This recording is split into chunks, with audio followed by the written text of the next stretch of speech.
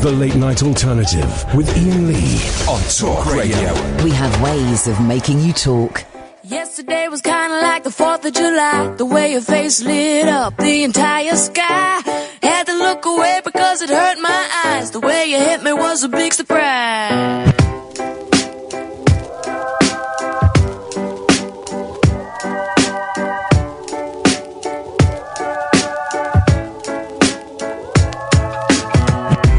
Yesterday I really didn't know what to say. I wasn't making any sense, but I felt okay. Asked you if it was my birthday. This kind of thing don't happen every day. Hey, hey, hey. I didn't think an angel would get in my way. Hey, hey, hey.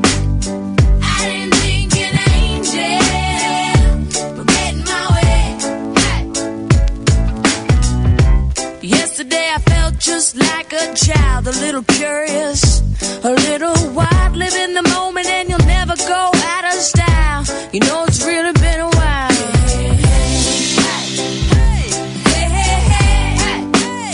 I didn't think an angel would get in my way. Let me tell you, yeah. Excuse me, won't you step aside? I don't got no room for you in my life. I don't got the patience to love again. I don't got the guts to keep you as a friend. Be an angel to fly away. I hope you reach some heavenly place. If you come back when you're all done, and bring me some raindrops from the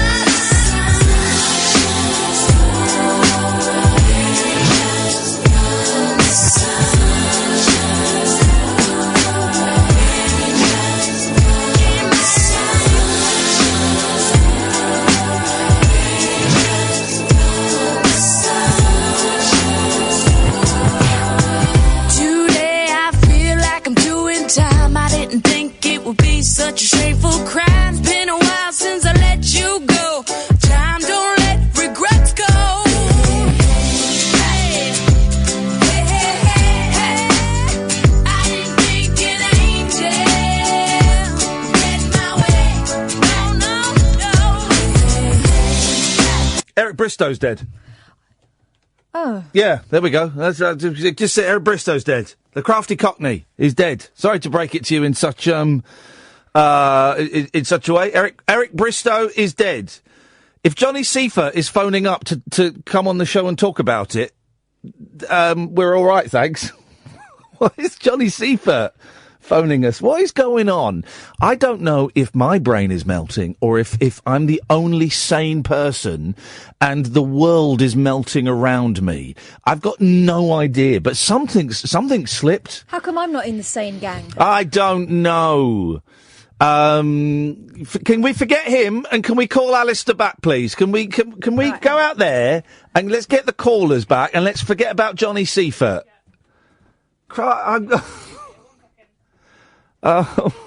It's gonna be one of those days, guys. It's gonna be one of those days. This is the Late Night Alternative. There we go. This is 0344 499 1000 is the telephone number if you want to give us a call. We've got people phoning in to tell us that Eric Bristow has died. That's sad news. Always love a bit of the crafty Cockney, apart from when he was a little bit racist on Twitter, which he was from time to time. You know, make no bones about it. Good evening, Zach. Good evening, Ian and Kath. Yes? How's your day been? None of your business. All right, sorry. How come you're taking callers anyway? It's like, you ended it a couple of weeks ago and now you're back at it straight away. Because, what? How come you ended people calling in and now just, it's not been very long until it's just come back straight away again? Well, because sometimes you have to accept that you make mistakes and you change things and things are different. Fair enough. I have nothing else to say. Good night. Okay, well, thanks. What is going on with everyone tonight? Yes, Alistair. Hello there.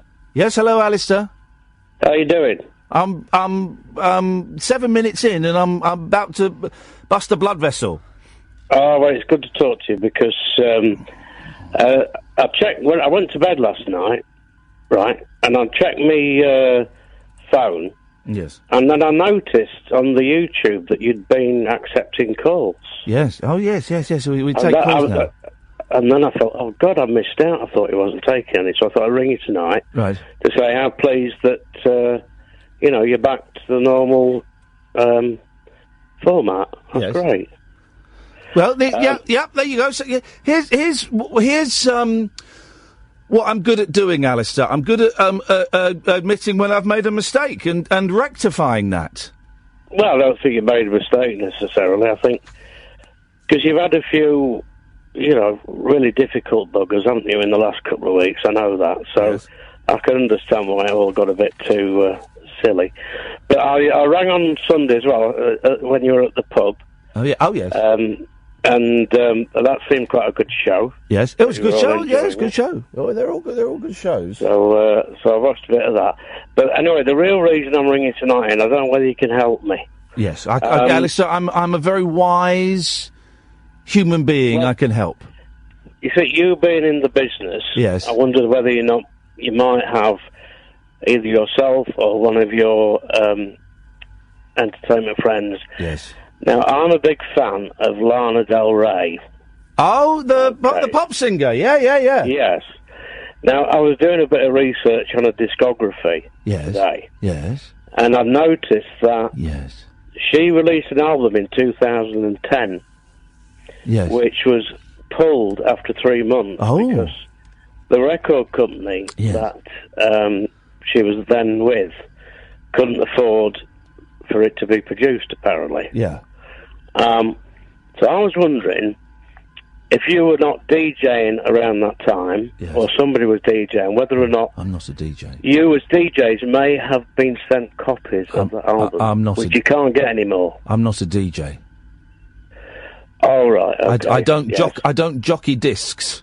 But you don't have any friends who might have DJ friends, no? So, hang on a minute. So, what? So you're telling me... Well, can't you? You must be able to find it online. Apparently, it's not online. I've checked on YouTube and I've checked on Spotify, the usual things. Now, because I think basically the record company that she's with now, they purchased the rights back. Oh well. Hey, listen. Here's the thing. Everything is available somewhere on. Everything is available. Right. Yeah. Somewhere Maybe I should just keep looking online. You've just got to keep looking. You've got to start looking at some of the hooky places. You've got to start being clever. Why? I couldn't name. I couldn't name you a Lana Del Rey song if it bit me on the ear. What about Summertime Sadness, Ian? I couldn't. It's biting me on the ear, and I could not name it to you. No. I could be tempted to sing it, but I don't think here we go. We're in. This is what we need. This is what we need to exorcise the dark spirits that invaded the show yesterday. And boy, oh boy, were we invaded with some dark vibes last night. To exorcise those spirits, shake your shaman stick and give us some Lana Del Rey. I'm a bit shy, though. Come on. My voice isn't very good. Come on. I'm a man who likes fish, so you can tell I wouldn't be a good singer. Okay, I've got no idea what you're talking about towards the end of that. 03444991000. Yeah, we take phone calls now. We had a bold new direction where we didn't take phone calls, and then I decided to have a bold new direction where we took phone calls. And you can phone in about anything you want. You want to phone about Eric Bristow dying? You'd be more than welcome to. I don't really know the full facts of the story, and it's not, in the great scheme of things, it's not, it's not the Queen dying. The Queen hasn't died, by the way, has she? No. Oh God. But there was a very, very dark vibe on the show last night. So let's try tonight to have upbeat, to have fun, and to be light, and indeed, let's have a little bit of the old froth. Catherine Boyle is in the studio. I am producing. Shut up. Shut up. That's what you do. I knew there was a reason you got here before me and left after me. I knew there was a reason. Certificates and all of that stuff to prove it. Let's go to Nick. Good evening, Nick. Oh, my God. Hello, Ian. Yes? Yes, I spoke to you last night, was it? Or the night before? I can't remember. I've been up for about 3 days. Are you, hang on, are you bipolar, Nick?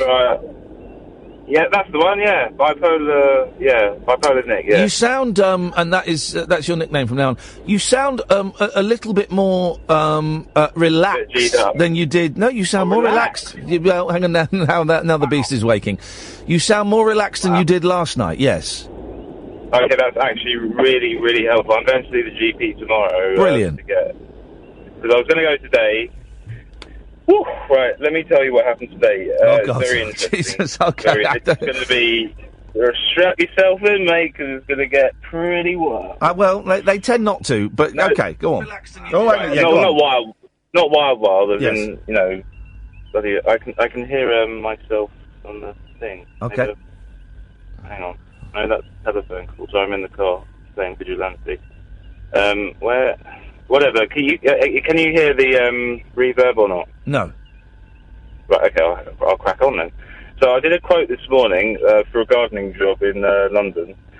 I was sort of driving around, and I ended up. This should all be on CCTV, or hopefully someone caught it on camera. Right. To sum up, I performed the scissors and. I'm driving. Sorry. Right. So hang on a minute. Can I pull over? Actually, sorry. Hang on 1 second. Okay, we'll speak to you later on. I mean, I've got no idea what is going. It really is. I've got no idea. Do you want me to go in there and do the phones? No, we're fine. It's just this dark vibe from yesterday seems to have seeped into already seeped into the callers tonight, and it was a very, very dark show yesterday. It got very, very tense, and I was hoping tonight we could, it'll be light and flowers and fairies and what other rainbows and glitter. Rainbows and glitter, there's an energy around, and I've got to wonder. Is the energy coming from me? Is it coming? It must be coming partly from me. It must be part of it. Must be from me, because I had a weird worky thing today where I pulled out of a job. It was only a job. It was a day's filming for a big old TV show, and we're supposed to do it on Monday. And I pulled out. I think I pulled out of it today. I don't actually know how it was left. Right.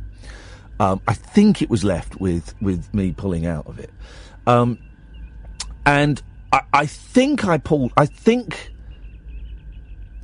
think it was left with both of us agreeing that me doing it would not be the best thing to do.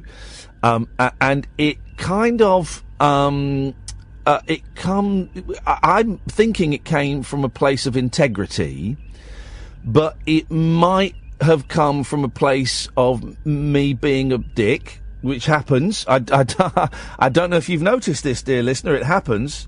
It might come from a place of me trying to scupper myself, which is what I do quite a lot, which is kind of a regular thing for me. And I don't know. Now, normally when I do something, I can sit back and go, yeah, that was a good decision, or that was me being a dick, or why did you do that, man?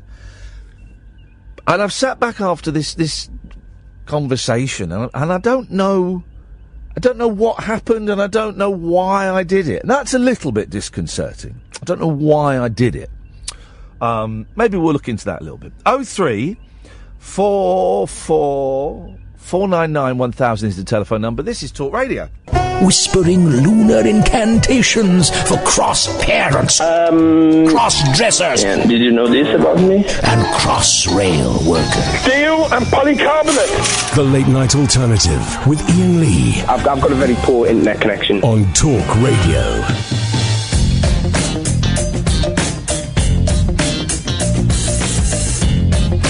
Hey, there we go. 0344 499 1000 is the telephone number. Let me just do something here because I don't know what's. Hey, I like your coconuts. Was that was an act, Carmen Miranda. So her act was just singing "I like your coconuts." I like you very much. She didn't sing about coconuts. No, then? that was like fruit and fibre. Wasn't it? Okay. We have no name on this caller, so we'll just go say who is this. Hello, caller. Hello. Yes. Yeah, I'm calling from local yellow cabs. You didn't pay for your last cab you took. Okay. Well, someone called from this phone number, ordered a cab, got in the damn This is thing. one of those pre-recorded. It's brilliant, isn't it? 22 quid to the company and driver. Excellent stuff. That's great work. Thank you. Here's Dredge. Would you like to hear a frog playing the bassoon? Of course I would. Here we go.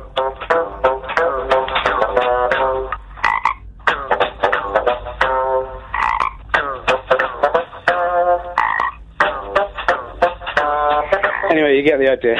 Yeah. Yes. Yeah, I've read the whole of this Artist's Way book. Oh, yeah. Is it any good? I thought you'd read it. No. Okay. I'd said I'd read it. I'd said I'd read it. But you'd only read the front cover. Yeah, I'd read the title of it, but I hadn't actually read it. Yeah. So you haven't read it? No, because you were talking about the fact that you'd sort of identified your dream job. Yes. Via this book. Yes, So exactly. you must have read that page. No. No. So the whole thing was just made up. Yes. There's a surprise. Oh. Sorry to kick you in the metaphorical ghoulies. So, but you said there was this whole thing you said about identifying your dream job, which was the Is it in there? Is that in there? Thing. Is that in there? What, Iain Lee identifies his dream job? No, is identifying your dream job in the book The Artist's Way? There is a section on that, yeah. Beautiful. Well, I don't know that because I've got it. I've got the book, and I'm going to read it one day when I retire. But I haven't. I thought that's how you'd worked out what it was. No, it was through a clever mix of bullshine and dreams. So you mean I spent 17 quid on this book and it didn't even? No, hang on a minute. Did it work for you? No. Oh, well then, yeah. In that case, you did. You owe me 17 quid then. Well, hang on a minute. What do you mean? What do you mean dreams? You got it? What, you just dreamt that you should do a video game video? Yeah. Well, hang on a minute. Now he's confusing me. Dredge is confusing me. There's something. I'm confusing myself, if anything. Okay, let's all be confused together. I saw him. I was on the Isle of Wight today, Dredge. Oh yeah, I'd really like to go to the Isle of Wight on holiday. Actually, that was in my mind. Do you know what? I'd like to go to the Isle of Wight on holiday. It was lovely. It was really nice. I was doing some filming there for Loose Women, and it was lovely. It was nice. You know, I didn't really. You know, I didn't see any of the Isle of Wight, but what little I saw of it, I thought was absolutely delightful. It was like England. Well, it is in England. Well, it's not. It isn't, is it? Because it's not connected to England. Does it classify as abroad, though? Yeah. It's like being abroad because you have to get a boat there. It's like being abroad, but then it's like going out on a boat and the boat turning round and coming back to England and you being back there. All right, so like Spain. No. Spain is Spanish. Well, some parts aren't. It is very, very much. Anyway, I liked it, and I'm going to move there. So you can go there and come back in a day without any problem. Is that what you did? It's a 20-minute ferry ride. Yeah. Because I went there when I was a kid, and I just remember liking it. I went to this place called Black Gang Chime, which was some sort of Black Gang Chime. Yeah. Some sort of. Aren't they the guys that are causing all the trouble in London? Black Gang Chime. What is that? No, that's the Black Hand Gang. Tra la la la la la la la. Old kids' TV shows. Otherwise, the Red Hand. Go with the Red Hand Gang, just for facts fans, before people start wasting their money on a text to me about it. I was reading this book about the Partridge Family, by the way. Oh, yeah, which I lent you. And there's about 48 pages on the bus. Yeah, it's the most detailed... It's a brilliant book. The most detailed dissection of the Partridge Family. But did you find it a really hard book to get into? Yeah. Yeah. Because there was about 5 chapters on the backing singer's mother. Yeah, well, there's a... But it was interesting. I mean, the fact that someone's written a book so detailed in itself is quite fascinating, really. Yep. But anyway, back to Black Gang Chine. Yes.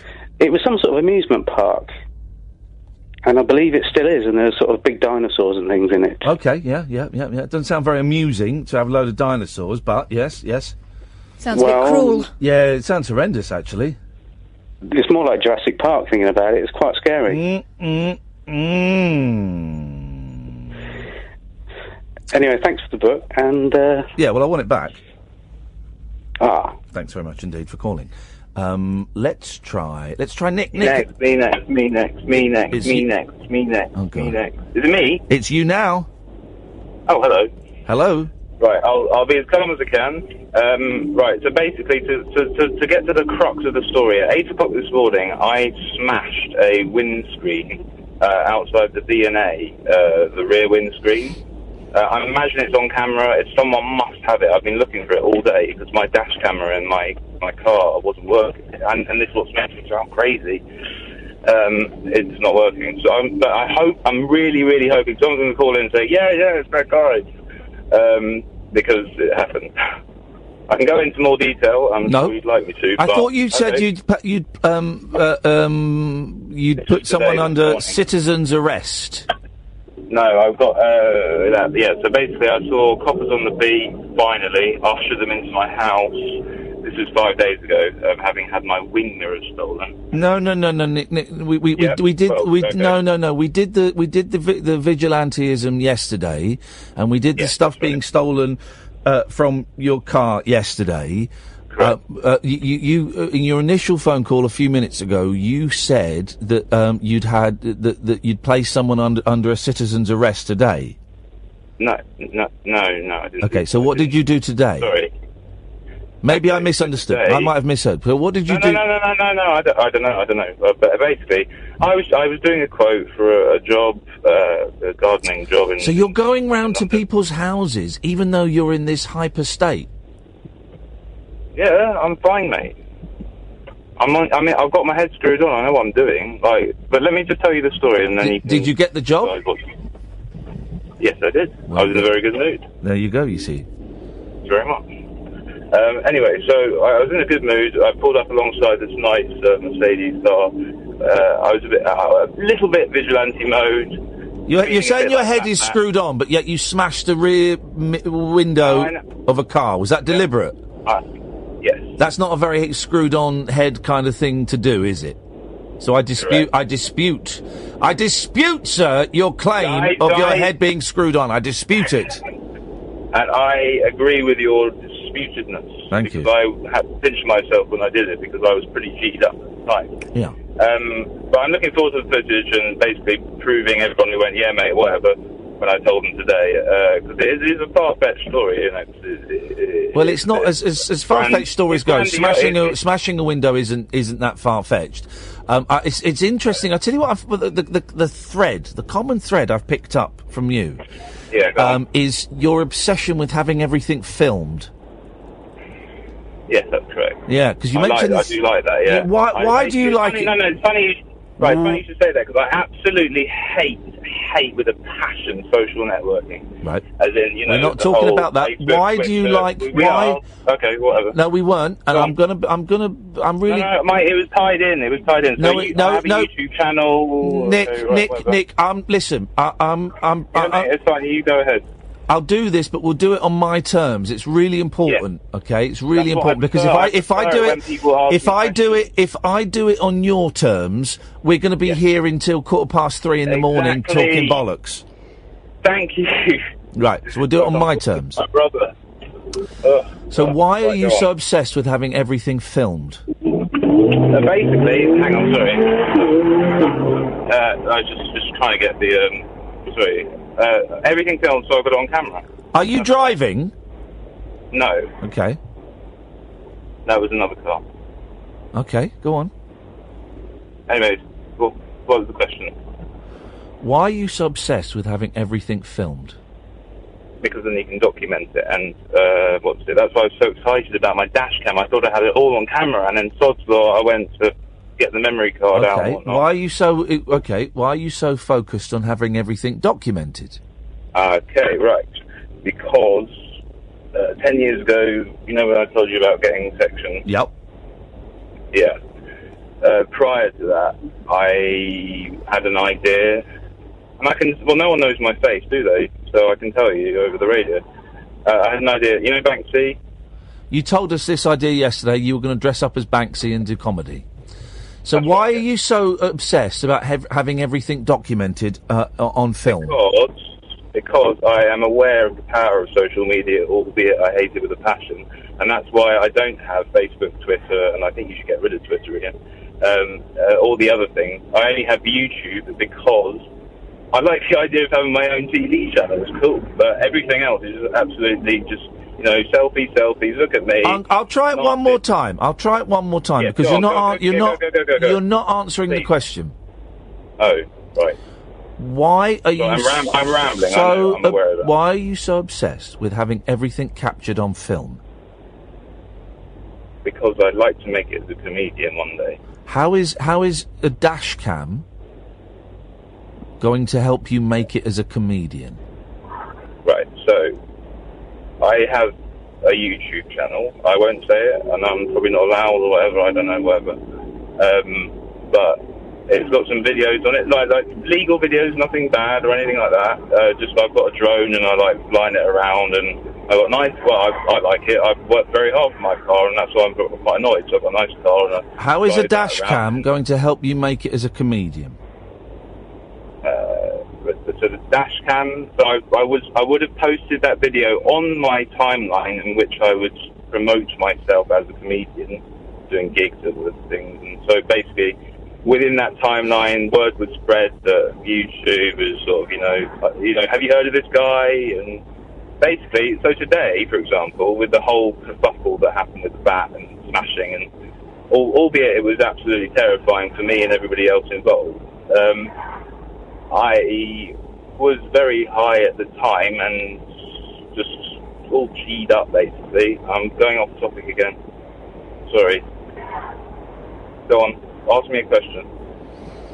I'm worried about. It's random, but I'm worried about you. Mate, I know, mate. I'm worried about myself, and I spoke to my mum, my dad, and I'm going to see the doctor tomorrow morning. I was meant to go today, but because of what's happened, I just didn't want to go because I'm absolutely knackered, and I want to go to bed, basically, and I will go to bed. I will go to bed eventually, but what's it? At the moment. So I'm going to see the doctor tomorrow morning, and I either will voluntarily section myself, or I will get sectioned. But I don't want to get sectioned because then I will be in prison for, well, not prison, up to 28 days. The key thing with sectioning is Section 2 is up to 28 days in this case, Springfield Mental Hospital in Tooting.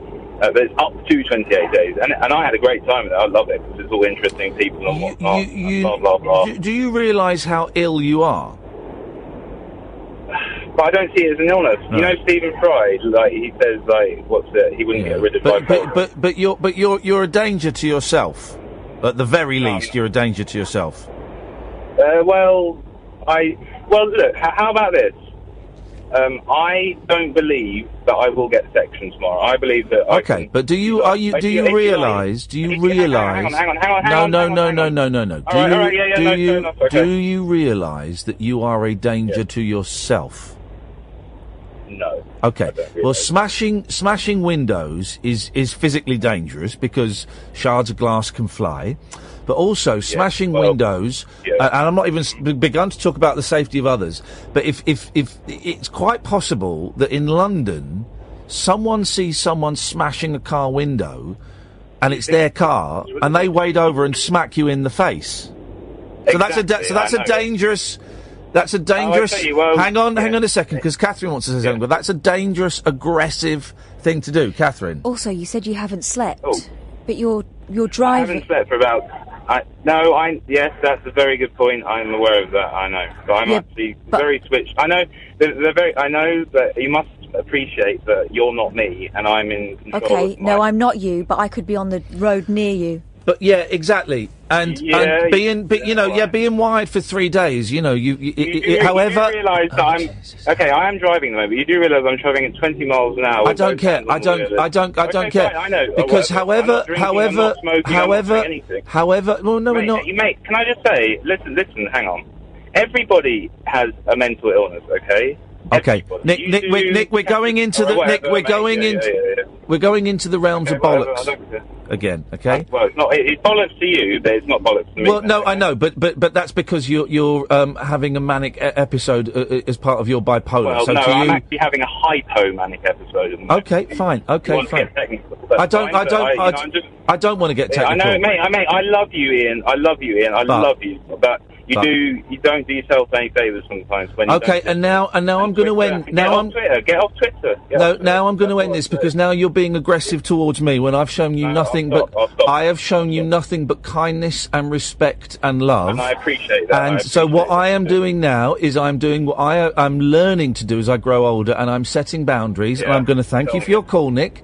I'm going to wish you the very best of luck. No, you can't say any more because you've. No, I'm 30 years old today, Nick, and I really feel like I've got a hold of it. Nick. All right, yeah, no, I know. As long as it's on the air, I don't mind. Nick, you're being aggressive and unpleasant to me, and I've shown you nothing but respect and love. So I'm going to set a boundary, and I'm going to wish you well. And I'm going to wish you well, and I hope it goes well at the doctors tomorrow. Thanks very much. I wish you the best, mate. I wish you the best. Thank you very much indeed. That's Nick. And that's some caller, huh? It's not even about the mental health problems. No. It's about the fact that he's not slept for 3 days and he's driving. And I know what it's like to drive tired. He started off a little bit, sounding a little bit more lucid than yesterday, but that was taking, not hugely unpleasant. I'm not sat here, crying and because of what he said to me, but there was a darker energy in that call than there was yesterday.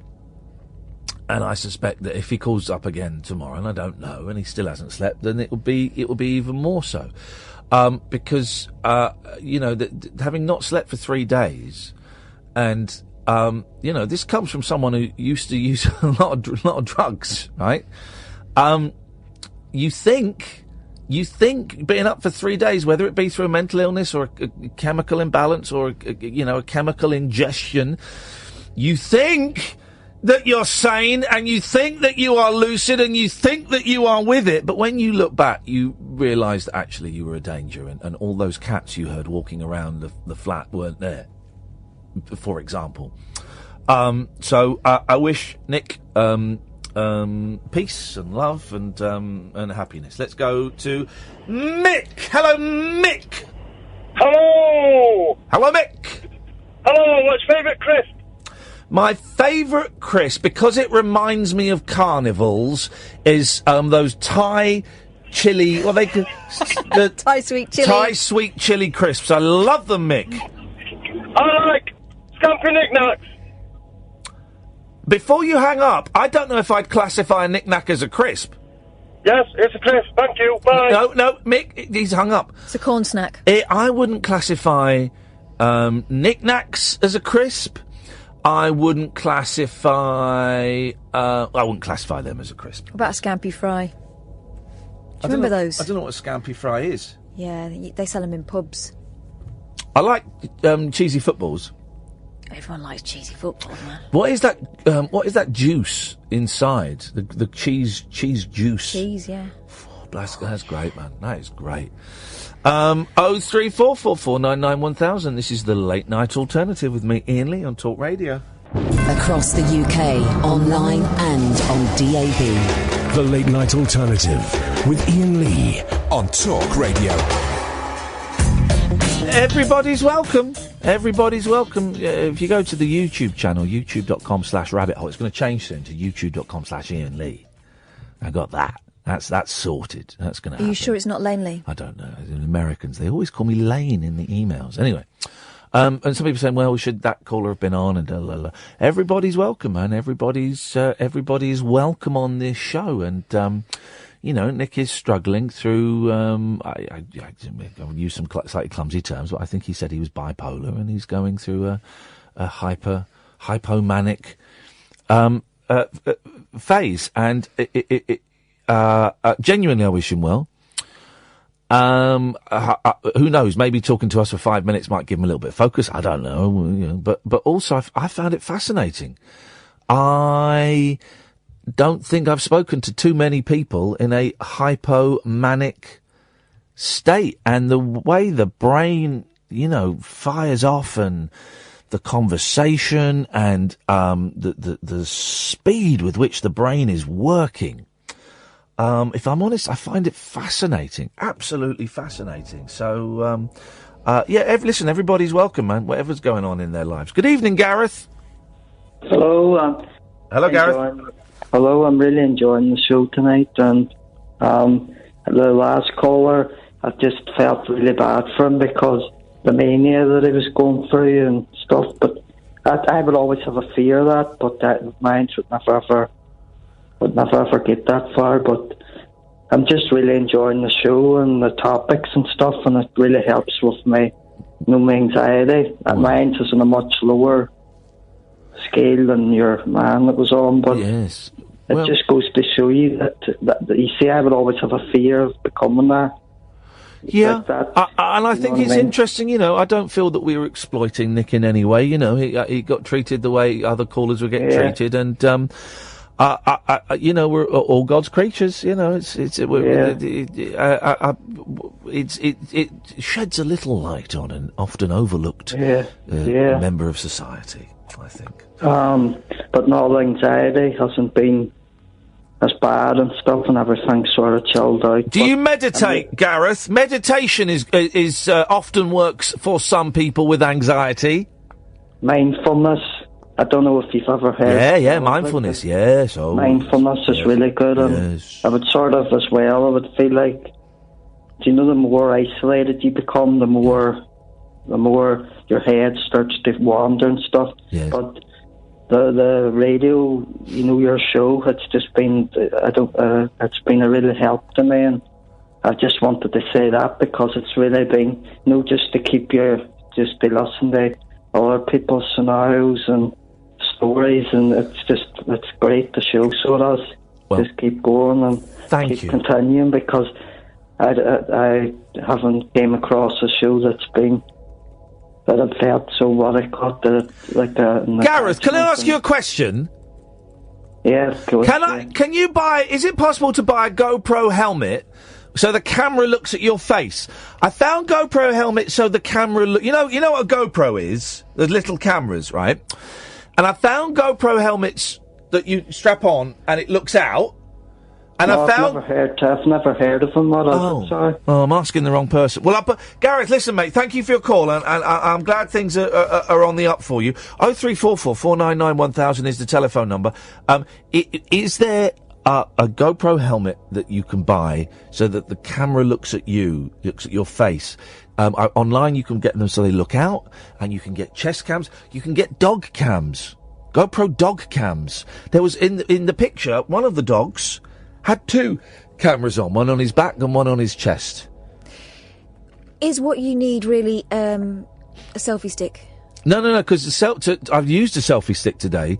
A selfie stick, the benefit of the GoPro head cam facing inwards is that my hands are free. Right. My hands are completely and utterly free. So that's the benefit of that. And that's what I always want, the face. What do you normally do then? And what's so wrong with that now? I look in a mirror, but I want to make it permanent, and I want to share it with the boys and girls, with the ladies and gentlemen out there. Oh, blimey.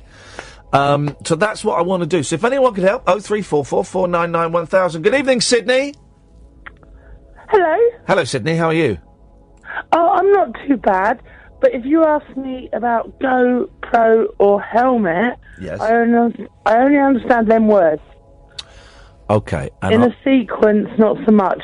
But hello. Hello. Okay, well, I'm not going to ask you... GoPro helmet? Now I'm confused. Right, well... What is a GoPro helmet? Right, so you know what a GoPro is? It's those little cameras, yeah? Oh, no, you told me that. Go, I understand. Pro, I understand. Apparently Okay. that's like a little camera. Right, the GoPro.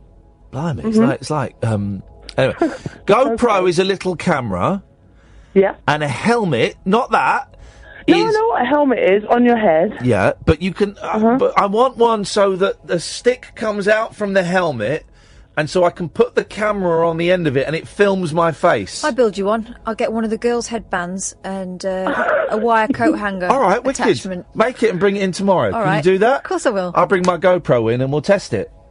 It's like a dealy bopper, but with some technology. With just one dealy. They were Daily Boppers and leg warmers were the future. Whatever happened to those? I wore both Wowzers. at the same time. Here's a question. Did Big Bows make it over here? Yes. They did My they? daughter wears them. Because when I was Jojo bows. Right, because when I was in New Zealand last year, my niece Pepper, who's 10, I think, she was like, but big bows were the thing, man, and people were getting them imported from the States. Yeah. Like big bows, They're like ridiculously big. they're brilliant though. It's a great look. It's a great look, Sydney. Do you wear big bows, Sydney? At a jaunty angle. There we only. go. There you go. There you go. Absolutely. What have you called in for this evening on what is turning out to be another weird show? And truly, I don't even know anymore. I was obsessed with helmets at some point. And steady on. yes. But I just wanted to call in and say hello and... Well, hang on a minute. Right, it says on my screen, right, this is what it says. It says Sydney, brackets, female, Handy. new, and nervous. You don't sound nervous. You don't sound like you could ever be nervous at all. I wrote that ages ago. And, you know, I could honestly swear to God that would be the best description of me ever. That's brilliant. Well, yes. Okay. So, so why are you nervous? Well, she's not anymore. She was the first time, though. They've just not changed it. She needs to sort herself out. I mean, yeah. She needs to. You got to make a commitment to either being nervous or not being no, nervous. I'm definitely female. I'm female. She's sticking with that. So you're female. You're old. I'm a female Sydney. Old? No, as in you're not a new caller anymore. Oh. So you're. I think this is my fourth time. Okay, so Sydney, female, old, and cocksure. Yeah, could we amend those notes, please? You're cocksure. And I don't mean it like that. You're obsessed. She's obsessed. No, I mean, so am I. She sounds like a really good time girl. There we go. That laugh did it. Honestly, Ian, I'm going to say something you won't remember, but I have bandied this about as my own. Uh-oh. My laugh sounds like when somebody treads on a Labrador's tail. That's what you said to her last time. I know. Oh, yeah, it does, doesn't it? Did I say that? Yes. Did I come up with that? Yeah, you did. God, I'm clever. You did. You said that. I wish I could listen to this show as it goes out. Absolutely, and that's how it happened. I listened again. I went, that's brilliant. That's good, because normally Kath writes most of my best stuff, but that's one of my own. Beautiful. That's Ian Lee original. Yeah. Beautiful. It did seem off the cuff, and I have banded it about as my own. Sydney, what are you doing this weekend? I'll be going to Asda, and Sydney's living la vida loca. I'll be wanging the Hoover around at some point. Wagging. I wonder where that was going. I panicked for a second. Oh, and I should go, shouldn't I? Keep the mystery alive, and I'll speak to you again sometime for the 5th occasion. Thanks for calling, Sydney. Take care. Bye. I love it. I love it. I love it. I love it when callers decide they've had enough. Go right. I'm going now, and it's what's great. We've got George will speak to in a minute. George would never decide it was enough, but what's great is when you know. So we get quite a few calls on this show, but then sometimes we have some fallow periods. But there are some shows, particularly sort of late night shows on other stations, where they don't get many calls, and the host doesn't really know how to kind of do it without calls. So they'll really be stretching out a phone call way beyond. The moment that call should have ended, and then the caller will go, "Well, I think I've had enough now. Adam, I'm off. Thanks a lot." And they put the phone down. They go. I love it. Good. More callers should decide when their contribution is finished and should hang up instead of leaving it to us. I had a friend once who used to ring me up and then she'd ring me up, and then she'd pause, so I Yeah. had to make all the conversation, even though Yeah. I'm thinking, you phoned me? Yeah. And then we'd talk for a bit, and then she'd say all her things, and then she'd say, well, I'm really busy, so I've got to go now. I thought, but you phoned me. Wow. I don't like people. You know I don't like people. Have you got a cycling helmet? I have got a cycling helmet. I mean, would you be averse to doing your films with a cycling helmet with this, like, curved arm sticking out the top of it? Well, okay, I saw one that was $3.49. So anyway. I'm not buying it for you, I'm just making some suggestions. I know. Look at you trying to get out of making me one like you said you would. You absolute arse stain. Oh, I didn't want to waste a You headband nearly on swore you. then. You nearly dropped an F-bomb. Never. I want you to make me an attachment. I don't know where my GoPro is. It's so tiny. Anyway, you do. I can't make you a GoPro. No, I've got that, but I need you to make the attachment, and we'll film my head tomorrow as I elicit pleasure to myself. I don't want to see that. Well, I don't want to be an accessory to that either. You might need to hold. You might need to hold a camera on my face while I'm. I'm not doing that again. Let's bring it above the waist. Let's bring a trainee. No, what is it? A trainee soothsayer. Second-hand prophet. I can't remember. What was your title again, George? Apprentice prophet. Apprentice prophet. That was it. I knew there was something. How are you doing, man? I'm doing really well. It's all a bit dreamy at the moment. Do you remember how we left it last night? You're gonna cast me in a movie. Yeah. Yeah. As the Wizard of Wonders. Yes. And I'm not sure what part we can get for Catherine to play, but something glamorous, George. yeah, it's a film called Scoring Goals, and these, I suppose, are part of the opening scenes of that film, of how you come to play the part of the Wizard of Wonders, and that's a bit meta. I like that. Change the world. Yeah. And I really think it's going to happen. Well, hang on a minute. Have you got a script, and have you got a director, and have you got a cameraman, and things like that? They are around, and in my mind, it's all scripted and written already. We just have to find out what it is. Yeah. And it's very, very much into the mystic. It's you know, I was the Minister for Confusion in Peter Cook's What Party? And he was the Wizard of what in my story, essentially. So Peter is the Wizard of what, and you as the Wizard of Wonders, and me as the Apprentice Prophet. We've all got a part to play in this film called Scoring Goals. Did you ever check out a song on Scoring Goals auditions on YouTube? What? No, this is hang on, this is the first time you've mentioned this. Is it? I think it is the first time you've mentioned this, yes. Would you tune in to Scoring Goals auditions? There's a song there which is going to become big. It's been there for about 10 years, I think. But I'll be the judge of that. Scoring goals auditions. Right. Okay. Here we go.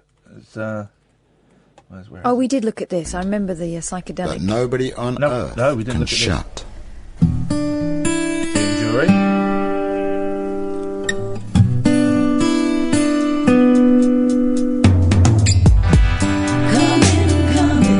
Hey, this is surprisingly all right.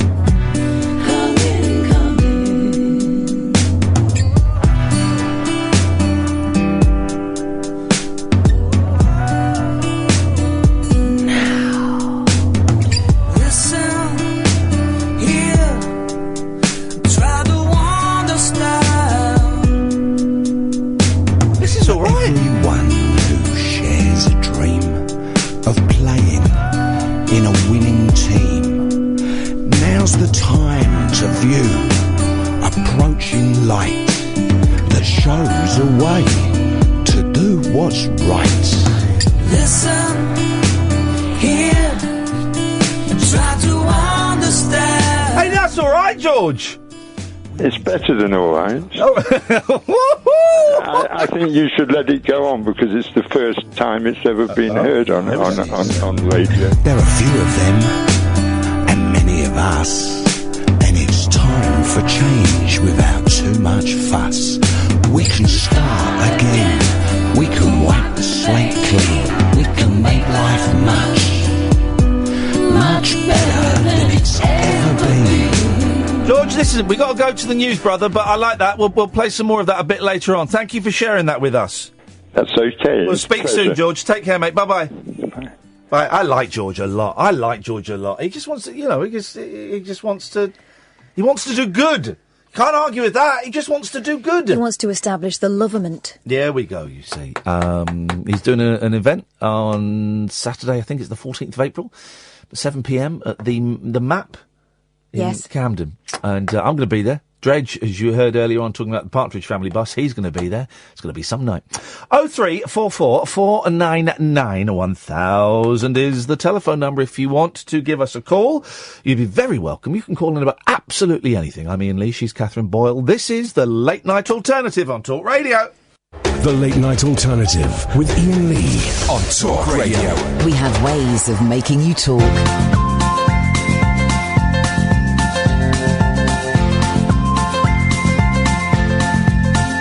There's a voice that keeps on calling me. Down the road, that's where I'll always be. Every stop I make a new friend.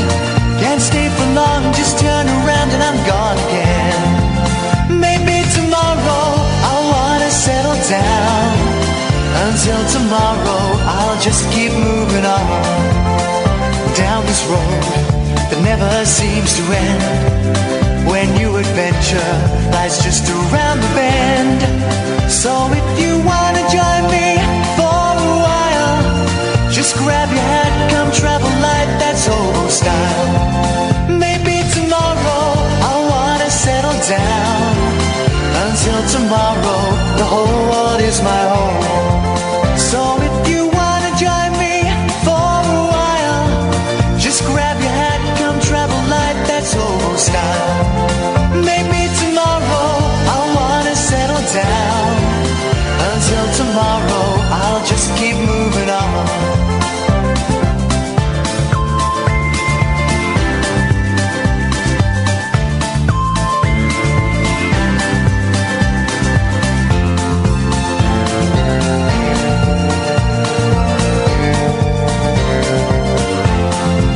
Maybe tomorrow I'll wanna settle down. Until tomorrow I'll just keep moving on. There's a world that's waiting to unfold, a brand new tale no one has ever told. We've journeyed far but you know it won't be long. We're almost there and we paid our fare with a hobo song. Maybe tomorrow I'll wanna settle down. Until tomorrow I'll just keep moving on.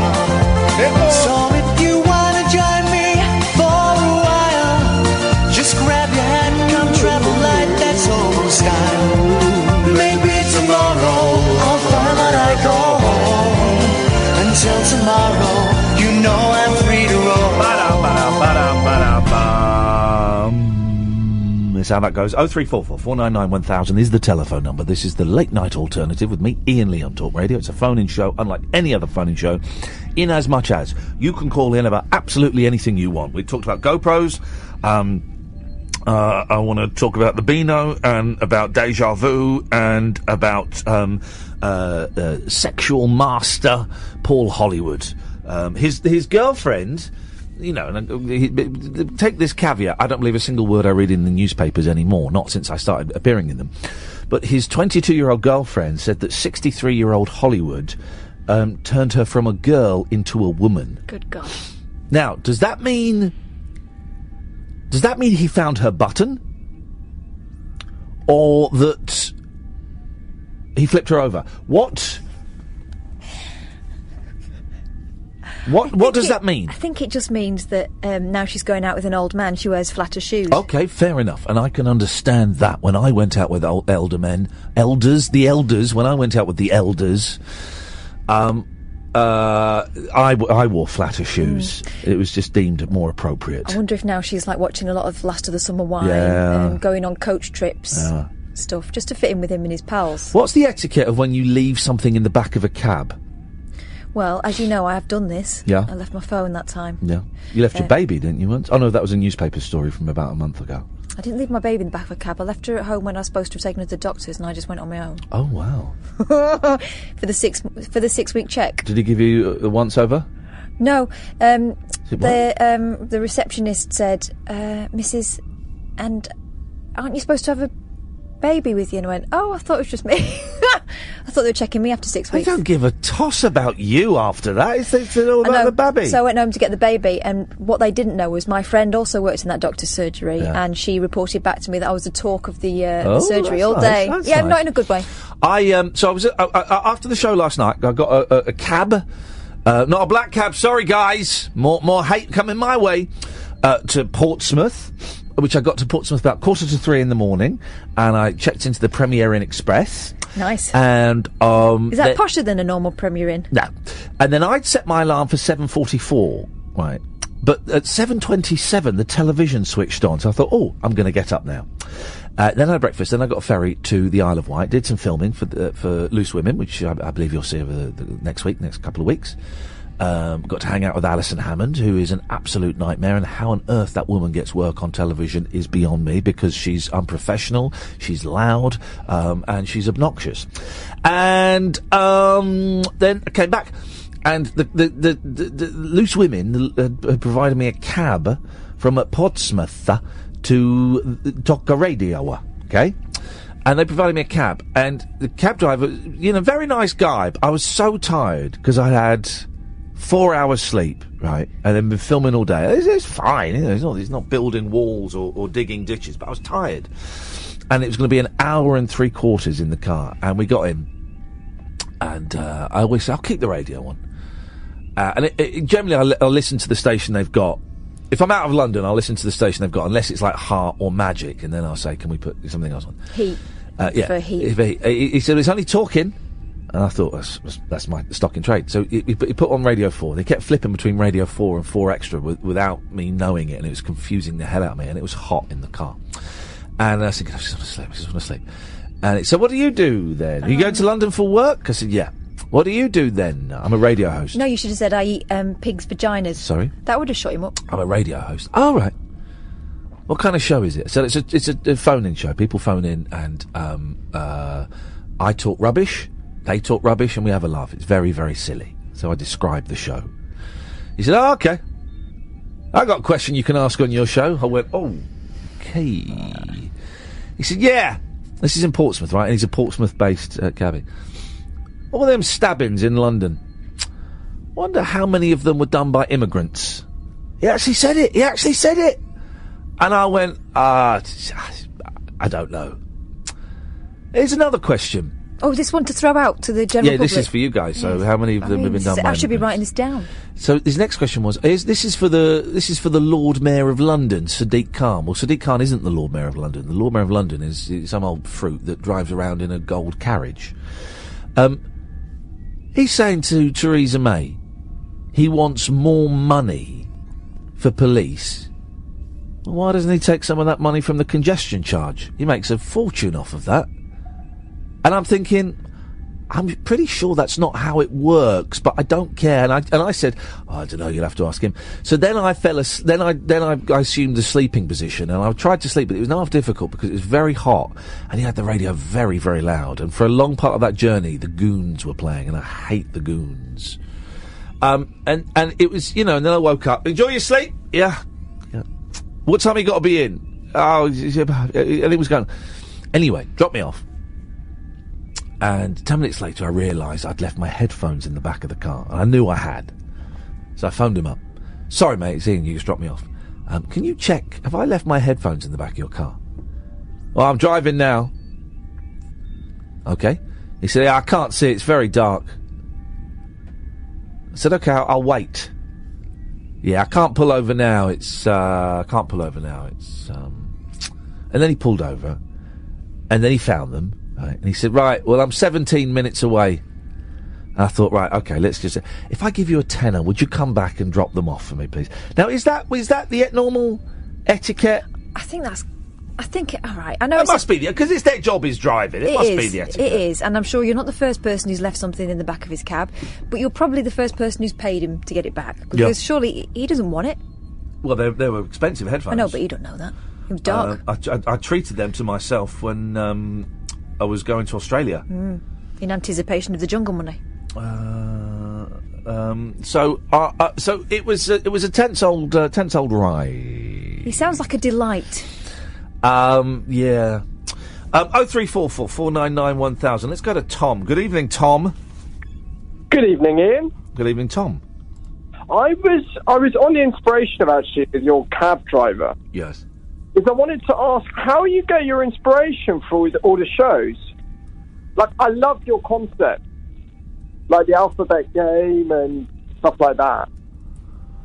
I've been listening to lots of the Beatles interviews and press conferences where the pressure was on them to be funny, and they were asked the same questions all the time. And they were asked, one of the questions they were constantly asked is, where do you get your ideas for your songs from? And Paul McCartney said, and I say the same to you, from our heads. So from my head. That's amazing. Well, where do you get ideas from that you want a cup of tea, or you like that shirt, or you think that film's rubbish? Where do you get your ideas from? Yeah, no, I get that, but it's such a unique show and a unique concept. I love the way it's sort of just thoughts. You're kind of thinking aloud on your show. Yeah, that's it. That's what it is. That's all it is thinking aloud. But it's not contrived or anything like that. No. Even the whole idea that you and I are friends, Ian, that's obviously going over quite well. She's my... Was it lady pal? Female pal? Female pal. Female pal, according to the Mail Online. Well, here's the thing, right, Tom. I'm in a very privileged position in that I tend to get jobs on the radio now because of people know my reputation and they want the act. And the act is to sit here and spew whatever comes out of my mouth and talk a little bit about how my life is collapsing around me so that people can identify, and then playing silly games. Yeah, that's good. It pays the bills, doesn't it? It pays the bills. What do you do, Tom? Are you a creative person? No, I'm actually a student, and I look at I like examining how people come up with ideas, and the idea that people aren't completely rational and that people do different things. So what are you a student of? I'm a student of international politics. Oh, he's got a brainiac. The height of irrational ideas. Yes, the guy's a brainiac listening to the show. But then all they do is they try and model the world based on the fact that people are completely rational and that people are like black boxes. I think most people are irrational, aren't they? That's what I think. That's why I think it's a load of rubbish. Oh, God. Well, no, I was going to say don't say that to your tutors, but maybe say that to your tutors and storm out and stage an irrational protest to prove your point. I don't know. Do you know what? Sometimes when the show works the best when I can switch off my head and we just fly, baby, fly. And there are some times when the show is a bit contrived and it is a bit,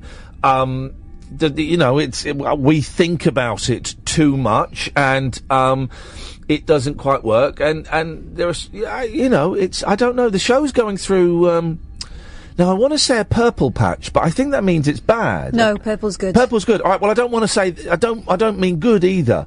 The show is going through an orange patch. Okay, what do you mean? At the moment. Well, I don't know what I mean by that. I don't know what I mean by that, Tom. What I think I mean is, it's having, a dynamic shift, and it is evolving to the next level. And the show does that from time to time. Every few... years and years ago, Tom, I used to do stand-up comedy, and I wasn't very good, but I did it, right? And I noticed after a while, after about a year, 18 months, I noticed a trend, right, for me personally, that every 3 months, it was like a gear wheel shifting. Every 3 months, the wheel would just shift a bit, and things would be different. Generally better, or I perceive them as better, though other people might not, but things were different every 3 months. And that pattern has kind of stuck with me in my life. Every 3 months, whatever I'm doing kind of just clicks and becomes a little bit more in focus. And I think that's what's happening to the show now. We're having a prolonged click. Ah, interesting. That is really interesting. And I guess that's the thing, that the best presenters can notice the way trends change. Maybe not. James Whale, who is, I would never say this to his face, is one of the best radio presenters this country has ever produced. To my ears, he's doing the same act he was doing 20 years ago. In his head, it may sound completely different, but to me, it sounds the same as 20 years ago, and is as brilliant as it was in 1997. So I don't know if all presenters do. I don't know. Maybe I probably overanalyze the actors. I overanalyze everything in my life.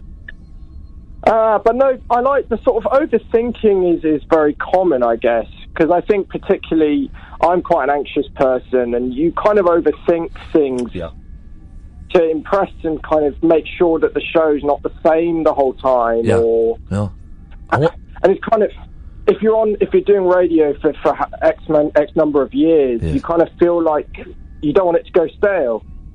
I don't want it to go stale. I don't want any two shows to be the same, and I've set myself an almost impossible task. It would be so easy to come in and go, right, well, it's Monday night, so that's horoscope night, and we've got our astrologer coming in at 11, and it's Tuesday night, so that's movie night. And I'm not knocking people that do that. I'm not knocking that in the talks. I know a lot of people that do that. But for me, that wouldn't be thrilling. It's like driving at 100 miles an hour in the rain without wearing a seatbelt. It's, I'm not advocating you do that. There's a thrill to it. There's a thrill to it, and I want, the show has to be thrilling to me, otherwise it's dull. So, like, before the show, yes, do you have notes, or do you have, there's no script, or is it immediately, do you turn up and it's just... There's no script. I tell you what I do every night, and it's kind of this thing I've gotten into, is I go through the Red Tops and the Daily Mail, and I jot down 1, 2, 3, 4, 5, 6, 7, 8, 9, 10. I've jotted down 10 stories. Most nights I don't use them. There are a few of these I'm going to use tonight. So I've got those in case nothing comes to mind. I can always fall back on the papers, right? But generally what happens is, as soon as the show, and I've written down GoPro helmet. That's it. I might write down a couple of points of things that I want to talk about. So GoPro helmet, that's the only one I've got tonight. Normally there's maybe 4 or 5. And that's it. And normally what happens is the microphones go on, there's a rush of adrenaline and probably cortisol.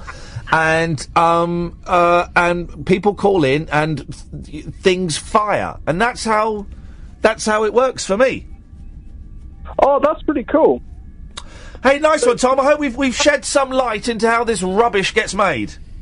It's not rubbish, Ian. It's not rubbish. Have a good night, mate. Thank you, man. What a nice man. I was waiting for the sucker punch, and there wasn't. He was just a nice guy.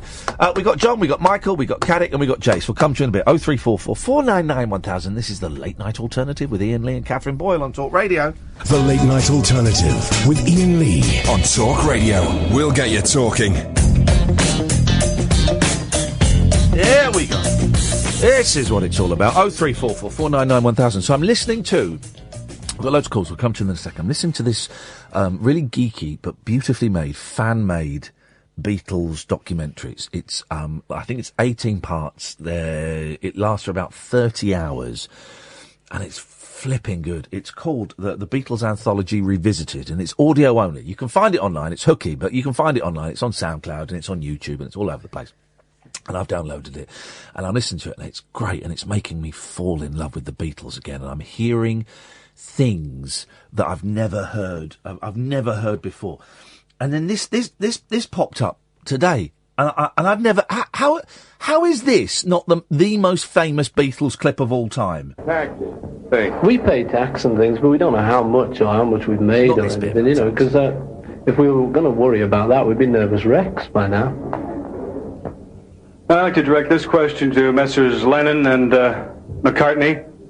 In a recent article, Time magazine put down pop music, and they referred to Day Tripper as being about a prostitute, and Norwegian Wood as being about a lesbian. Now, I just wanted to know what your intent was when you wrote it, and what your feeling is about the Time magazine criticism of the music that is being written today. We were just trying to write songs about prostitutes and lesbians, that's all. Come on.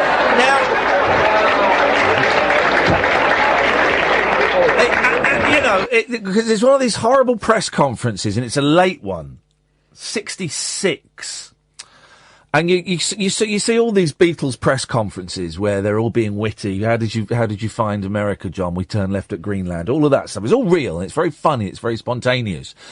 But then what this documentary has shown to me is that they did hundreds of hours of those things, and they're not always that funny. Some of them are really, really awkward and uncomfortable and dry. And then there's just some great lines like that.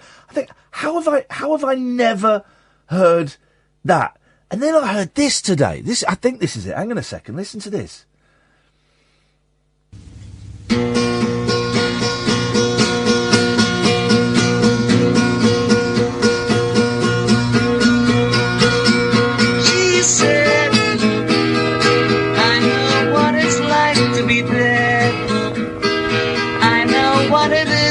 Sad, and it's making me feel like I've never been born. I said, put all that crap in your head. I know what it is to be mad, and it's making me feel like my trousers are torn. I mean, it's just... How have I never heard... Hang on a minute. I think this is an earlier one. Indulge me for a second. Here we go.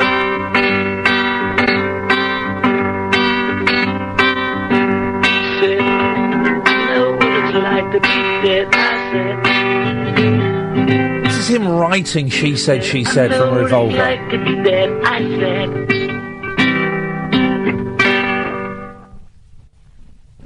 He said, did he? Oh, that's very nice indeed. Hello? Oh.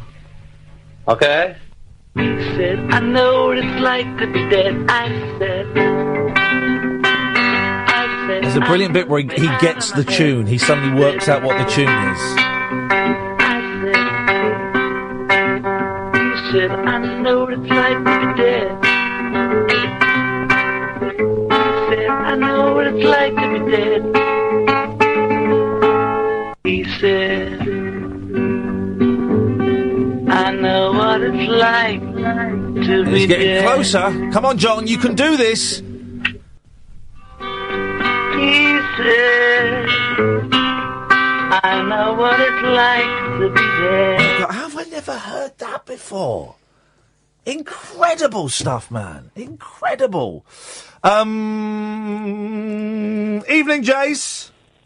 Hello. Hello, Jayce. How are we? Right, Iain, Kath. Hi, Jayce. Sorry, I'm a bit nervous. First time caller, long time listener. Okay, good. Well, you know the script. You're doing brilliantly so far, Jayce. Yes, I do definitely know the script. I've been listening for a long time, and I just, to be fair, I just wanted to thank you both. Due to the circumstances, I've been listening for a long time. I haven't been able to call. Is that because you've been in prison? It is indeed. Yes. Is it? It is. Yes, I Is have. it really? Look at that! There was me making a silly joke, and he's actually been inside. Oh wait. Oh. No, that is genuinely it. So I've actually been listening for a couple of years now. Probably about a year and a half. Yeah. And you've made me laugh. You've made me cry. You've made me. I've been up and down, and I just wanted to thank you both. I waited a long time to sort of speak to you both. Oh, bless you, mate. And, How long you been out? Since November. How's it going? 5 months. Yeah, it's not too bad. Not too bad. It's adjusting. Yeah. But yeah, I just wanted to thank you. Really. Oh well, hey, listen, man. Thank you very much indeed. It's funny. I was making a flippant joke, Jayce. Honestly, I had no idea at all. And the prisoners, I like to imagine sometimes what people are doing. I imagine people driving and in bed, or you've got the kitchen on and they're cleaning up. And I don't consider the fact that we might have people listening to us in prisons. What an honour that you know, that people that they can't go anywhere, and that they pick this nonsense to listen to. Isn't it funny who we're What a keeping thrill. company? Yeah, what a thrill. Oh, well, Jayce, you know, honestly, you've touched me with those words, Jason, and I appreciate that. Thank you very much, mate. Yeah, no, that's it. I just, you know, over night time, when you sat there, and I just sit there and I used to, you know, listen to the radio, and you both used to make me laugh. And, So how does it work? Because I've never been. I've not been to prison yet because they ain't caught me yet. But what? So do you have? Well, obviously you have a radio. Right, yeah, you have you can obviously you get this. You know, everyone has their versions of prison, what they think exists. Yeah. You know, but you can have a TV. You have the basics. You get given 10 channels, and you can buy luxuries if you want. And one of my luxuries that I bought for myself was a DAB radio. And over night time, I used to. Do you know what? It's actually harder for me to listen to you now. I have to watch YouTube now. Good. It's like a bloody holiday camp, except they have to listen to talk radio. No one would want that. And do you have? This is going to sound like a really dumb question.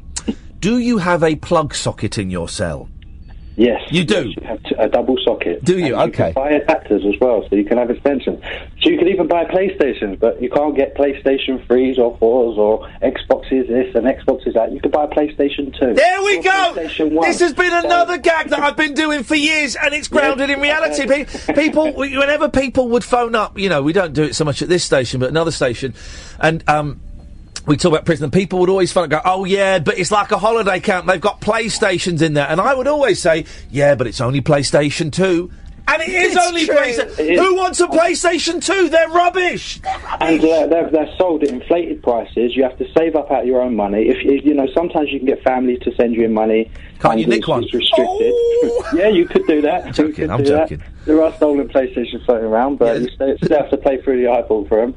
But hang on a minute. How does someone have a stolen PlayStation hidden in a prison cell and then sell it to someone? How do you smuggle that in? Because that ain't going up your arse.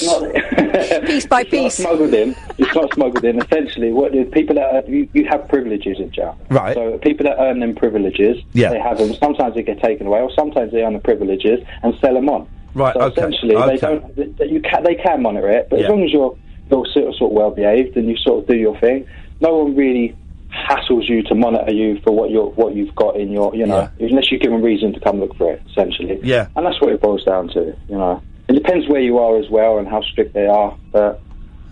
Well, listen, man, how much... I nearly swore then, so I'm going to just go... How much of a head flip is it coming out? What's the first night out? The first night out... Do you know what? What is that like? You have all these expectations when they say, "Oh, you're going to get out." Because I did nearly 5 years, and you have all these expectations. You think, "Oh, I'm going to have this, I'm going to have that food, I'm going to have that food."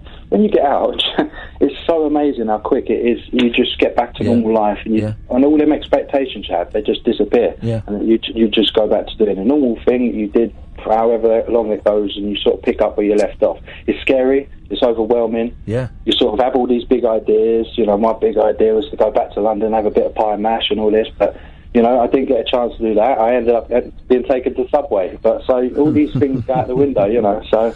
But everything's going in the right direction, is it? Yeah, slowly. Again, you have all these plans. You plan big, you know, you think, oh, when I get out, I'm going to do this, I'm going to do that. I haven't fallen off the wagon or anything like that, but it's slowly, you know, things are falling into place, and I'm just slowly trying to get my life back. Nice one, man. Back into... Well, Jason, we wish you the very best of luck. You're more than welcome to call us any time you want, and I really appreciate you sharing those words with us. Thank you, mate. I appreciate it. Thank you. Nice one, Jayce. Ta-ta. 034 4499 1000. What a nice bloke. I just don't imagine, you know, prisoners listening to this rubbish. They'll be listening to London's Biggest C Word or... Oh no, that's going to rile them up. Yeah, well, get them all angry, wouldn't it? Might do. Well, that's nice. I could do. He said he did a 5 stretch. I could do a 5, or I could do it standing on my head. You reckon? Yeah, I could do a 5 stretch easy. Yeah. Because you were fine after you came out of I'm a Celebrity, weren't you? What you've done there is you've Pwned you. No, you haven't. You've disrespected me. I could do a 5 stretch standing on my head. I could do a 10 stretch with my hands tied behind my back.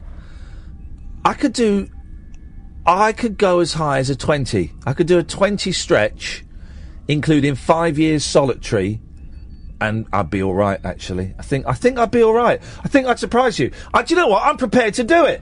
I'm prepared to do it just to prove you wrong. That's how much I love proving you wrong, is I'm going to go to prison for 20 years and have 5 in solitary and come out at the end of it and go, told ya! I'll go, oh, you won. Yeah, and you give me a £5.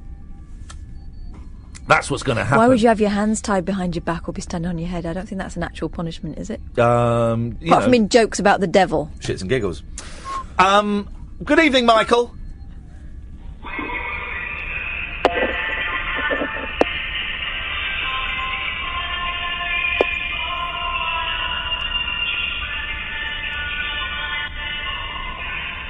Hobo down a well. Oh, I see. You're making fun of my tragedy, Michael. Well, we've logged your number, mate. You're in. me! Yeah, right. You think you're funny, Michael? You're in the West Midlands. I've got your telephone number. me! I can triangulate the call. Yeah, that's it. Don't worry. Stay on, buddy. Stay on for as long as you want, because the longer you are, the better the triangulation is. Come on. Yeah, we're going to find where... Is that Alan Caddick? Help! Is that Alan Caddick? Hello! Right, Caddick, you're a dead man.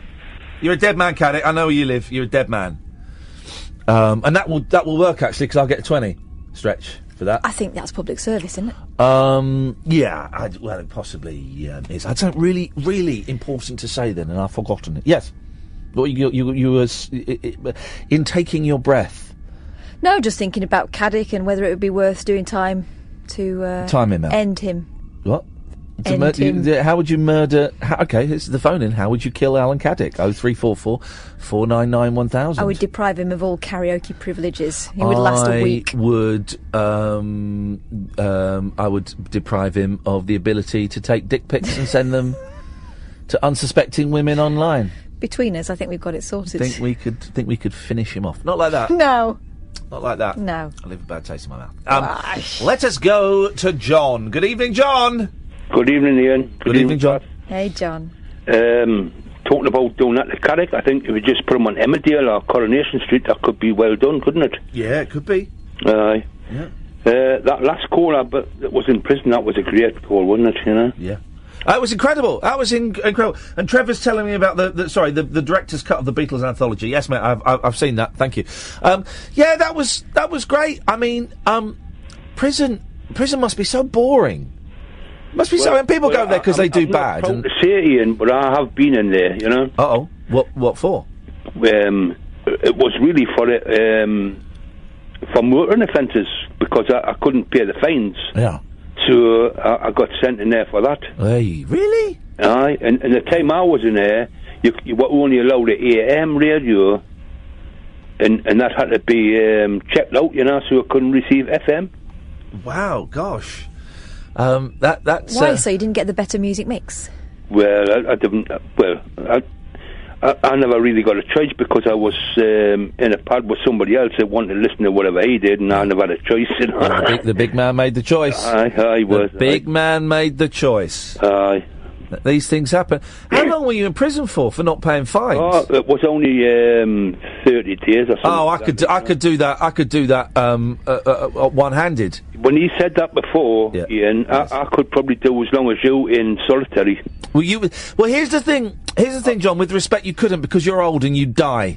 Yeah, that's. I'd come out dancing, and I'd come out dancing after 5 years in solitary, and I'd go, "How's John?" They say, he died after 90 days because he was old and weak. Yeah, you would win that one. Yeah, I'd win that one. So I've won that one. But I could still set it up, like if you wanted to. I'm up for the challenge, mate. You know me. Well, I'm up for the challenge. You murder Caddick first, then. All right, let's all go and murder Alan Caddick. Yeah, we talking about Dark Vibe yesterday. Man, we're talking about murdering one of Catherine's fancy men. Oh, right. Well, I've got more where that came from. I'm really so happy. Sorry, Ian. I'm Callison here. The show is getting back like nearly what it used to be, and I know you're having a little bits and pieces in between, but. What do you mean, nearly what it used to be? Well, what does that mean? Good, nearly good. The show is nearly good again. Great. You're just putting your little bits in between, and that's fine, you know. But I was really upset because it was disappearing for me, you know. Because the very first time I called you, it wasn't long after you'd been in the jungle. And I said to you, how long do you think this is going to go on? You said, oh, yes, I've got another 2 years. Yes. And I said, oh, like, because I usually back losers, like, buying a beat of Max and stuff like that. Yeah. And when you stopped taking calls, I was devastated, you know? Yeah. We stopped taking calls for a whole 6 hours. No. Was it really that? Yeah, we stopped taking calls for a whole 6 hours of broadcast. Not even that. Not even that, because we let people hacked it. People hacked it. 3 hours. Yeah. So you know. Well, that just shows you, didn't it? Didn't it just go show what a bunch of pussies you are? Exactly. Oh, yes. I definitely am. Yeah. Aye. Right. Look here. Well, yes. I've got other things, but like what you were talking about, leaving the baby and stuff before. But I just want to get to the next story I've got. Yes. If that's okay. You know, like. Different things, like strange things, what people would give to you. Yes. Right. Well, me and my son, or both sons at times, we used to go around collecting scrap metal and stuff. Yeah. You know, a bit like Step-2 and son. Yeah, the old rag and bone, yes. Aye. So, we're driving up this back lane one day, behind it, what do you call it? Oh, I've never wrote it down. Sorry. Anyway, somebody opened the door and said, do you want to take this away? Yeah. And we went in, and it was a lead coffin. Oh, what? Oh. But it wasn't one of them old-fashioned ones, you know? No. It turned out to be something what somebody had deceased in Spain. So they were had to fly them back to this country. So was there a body in it? Oh, yeah. Well, not when they give it to him. Oh, right, okay, fine. But there was could you see, and I'm going to say this, and this is, let's talk about it. Let's talk about death, baby. Let's talk about you and me. Let's talk about all the bad things. Right, so was there corpse juice? Oh, God, please. Was there corpse juice? A very, very, very strong smell. Yeah. And there was a lot of, like, sawdusty stuff. Yep. You know, so that must have seeped up the, what you right said, up. you know? Seeped right up. And another thing, there was actually a Perspex window in it. Well, I'm guessing that so customs could see that there was a corpse in it. Oh, well, that's okay. That's amazing. It's not for the fella to look out, it's for the people to look in. Because you've got to know what's in there. You've got to check. This is what I always say when we get a new intake of customs guys and gals. You've got to check in the coffins because you just don't know what's going to be. Full of goofballs. Could be packed full of goofballs. Well, wacky, Bolivian marching powder. It's got to be a stiff. You've got to have a stiff. You've got to have a stiffy in there when you look. When you look in that coffin, if you don't have a stiffy, then there's something wrong. A visible one. Yeah, it's got to be a visible stiffy. I'm really going to hammer this joke home. When you look in that coffin, guys, if you don't have a visible stiffy, then there really is something wrong. And I would get a friend over and just get them to check. Just get them to check the status of the stiffy. And if both of you, neither of you have a stiffy, obvious. There's not an obvious stiffy amongst either of you, then I would, I'd ring the alarms. Okay, I think that will do. Oh, we got that. We're talking about penises. So anyway, like when we got it off them, it looked like it had been opened with a tin opener. You know, it was a proper sealed thing. You know, like one of those tins of sardines that's got the key on it. Oh, it just looked like one of them. I don't like sardines, but I do like the key. The key technology. Right. No. It wasn't one of them ones. It was like a jaggedy edge. Yeah, okay. Yeah. So we decided to keep it in one piece, you know. And we went back to the scrapyard and where like where your usual scrap metal, it's a big yard, but where you put your non-ferrous metals and stuff like that, you know, what's worth more money, you're going to have a little shed with them. Yeah. So we kept it as it was, just for a laugh, really, and we took it in, and great fun. The bloke just run out the shed and ran halfway down the yard. Oh, did you climb in there? No, I never climbed in. Oh, no. okay. I wouldn't have bothered us, but you know. Okay, even though it stank of corpse. John, thank you for that, mate. Okay. Ta-ta. 03444991000 for the first time this evening. The switchboard is empty, probably because I think we broke several Ofcom rules in those last two phone calls. This is the Late Night Alternative on Talk Radio. The Late Night Alternative with Iain Lee on Talk Radio. We'll get you talking. Oh, so now I'm Googling, I'm Amazoning Beatles, right? I'm Amazoning Beatles, right? And I've just ordered a Beatles book. The Beatles. The bloody Beatles. Beatles 66, the revolutionary year, right? Mm-hmm. And then I see this. Right?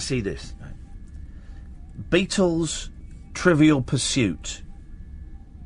Trivial Pursuit, the Beatles, right? Oh. And I'm tempted. £10.74, and I'm looking at it, I'm thinking, oh yeah, give that some. And then I'm thinking, oh, it's a Paul McCartney life-size cutout for £37. Right. So then I'm thinking, right, there's no one I could play it with, right? The only possible person I could play Beatles Trivial Pursuit with is Jeff Lloyd. Oh. And he'd actually beat me. What about this guy? Well, no, but I beat you easily. Well, you don't know that. Well, no, I'd destroy you. No. Let's see if he's got any sample questions. I might be a ringer. Here we go. So this is the Beatles Trivial Pursuit game. Let's have a listen. It's a 5-star review. Great for HP fans. I bought this for my daughter, a true Harry Potter geek, as an extension to our classic game. Idiot. Oh, it's just... Oh, okay, right. I'm tempted. Does this cover... I'm tempted, man. But I know all about the Beatles, so there's no point. It's the contents of your head. You don't need to play, do you? You can play it by yourself. Contents of my head. I do like the Beatles. I feel sorry for people, for the sad sacks that don't have the Beatles in their lives. Yeah, imagine some people prefer the Rolling Stones. Some people like the Rolling Stones, and I'll tell you this: they're a bloody bunch of no good idiots, but perverts and drug abusers. They're all drug abusers and they're all perverts. Mick Jagger, 76, I think. He's going out with a 16-year-old girl. No, he's not. Of course he's not. I mean, it's so ridiculous. But he is going out with a 22-year-old girl, and you just think, you dirty old dog. You've had more than enough, Annie. Right? You've had more than enough. You've had everyone else's share. You've had everyone else's share, right? I don't get what the thing is with Jagger. He must have enough in his head now. He's seen some of the most beautiful and sought-after pudenda that this... Pudendi. Okay, yeah. That this world has to offer, right? Anything else from now on is going to be a disappointment. So just go into the old bank. Just go and make a withdrawal and then a deposit, if you know what I mean, from the old bank. That's all he's got to do. That's all he's got to do. Every sexual encounter from now on is going to pale in comparison to... Well, where he's been. Well, it's just maybe not, though. Maybe he's still on the quest for the holy growler.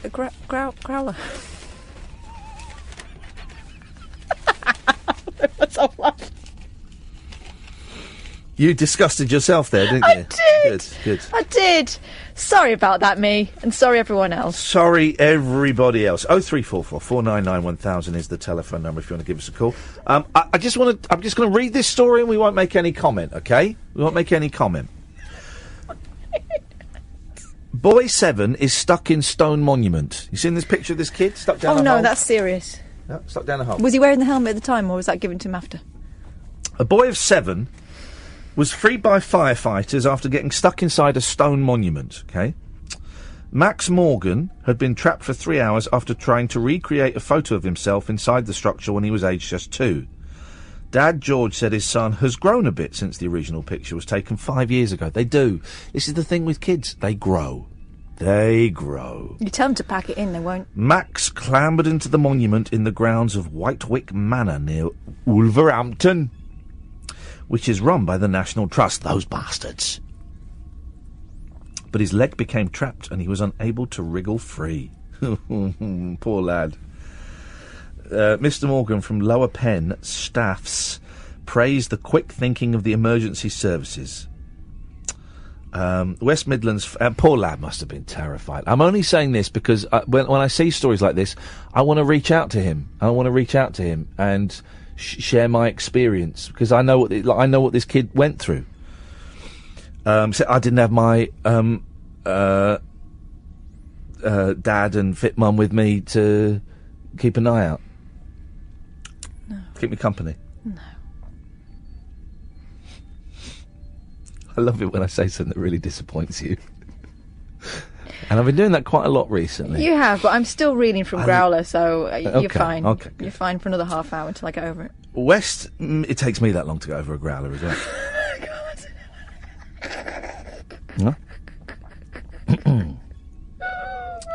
West Midlands Fire and Rescue crews from Wolverhampton were initially called to the scene at 3:30pm. Fireman Roy Phillips said that due to the complexity of the entrapment, a specialist team based in Wednesbury was called in to assist. In the end, the rescuers used an abrasive wheel to cut the stone in half. Why are you doing that voice?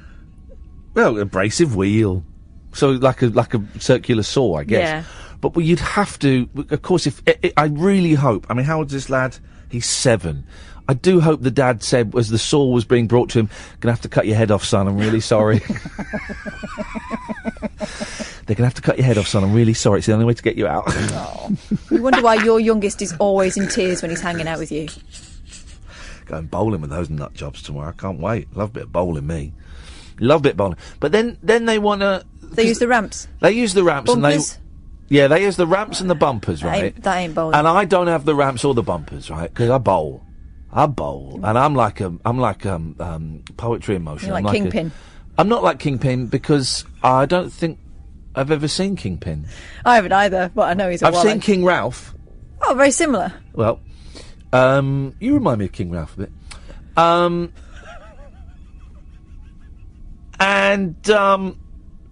But then, halfway through the first game, I've booked 3 games.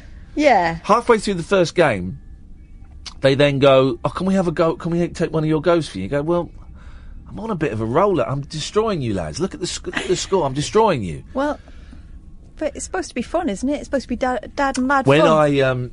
When I was in New Zealand, I took Dylan, my nephew, bowling. I went to this bowling alley in wherever it was in New Zealand. I don't even know, Adelaide or Wisconsin or whatever. Don't matter. It's all made up place. And isn't then we were there. It was empty. And then the next lane, 2 lads came along to play, and it automatically puts their names up because he'd tell the thing. And it was their names. One name was the first guy was called Dick. I think the second guy was called Tit or something. Oh my God! I think there's something. They were related to you, weren't Dick and Tit. Mm. In the end. Oh, yeah. Back to the boy in the hole. lad was later taken to accident and emergency, but was found to have suffered just bruising. Yeah, bruising of the ego. That stuff's gonna screw you up. Mr. Morgan said, we're National Trust members, but we're going to burn our memberships. Do you know how much it costs to become a member of the National Trust? Yeah, because I did it one year. Go on. It's about 90 odd quid for a family ticket. Whoa. I'm talking about to make one person a National Trust member for life. Oh, for life? Yeah. Oh, I'd go. I mean, how old are they? Does it matter? It doesn't matter. All right, so you could be dead old and yeah, could only be a year Yeah. membership, really. Yeah. Effectively, it's not worth the money. 10 grand. No, I don't think it's that much. I think it might. Do you know what? I don't know. It's probably about.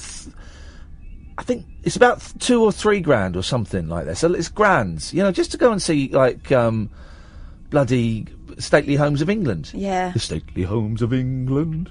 And sometimes, you know, you might have more national heritage sites near you, so and that's a false economy because the National Trust is not the same as English heritage. Okay. So I've got pictures do your of research. Okay, we are National Trust members, and I've got pictures of Max from when he was 2 or 3 in the same hole, but I think he's grown a bit more in the last few months. We just want to say a big thank you, blah, blah, blah, blah, blah, blah, blah. Here we go. This is a story. This is what we should be celebrating. This is Brexit Boys. Barber John Payne, 75, is finally hanging up his scissors after carrying out an estimated. Have a guess how many haircuts he's done over 60 years. Oh, I'm really good with numbers. I'm glad you're asking me these maths questions. Yeah. 2.8 million. No, 437,000, lazy git. Because he could have done much more than that. Too much chops in. Yeah, too many. What is this? I think I know the answer to this actually, but about barbers and condoms. Oh yeah, something for the weekend, sir. Something for the weekend, sir.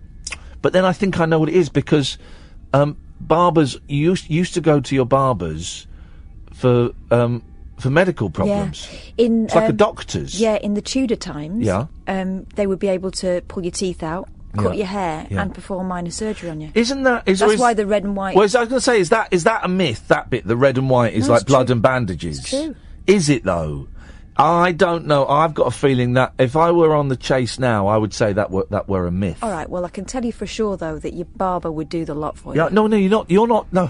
You're not telling me. I was telling you. I think I'm imparting No. some knowledge. I was telling you, and then you piled in with all your guff from horrible histories. Yeah. So I was telling you that is my fact. My fact is you used to go to the barbers to sort out your medical problems. They were like a doctor's. I've said that, and then what you're saying is just like is boring because I've done it. Yeah, well, no, I've done it already. Historical facts, man.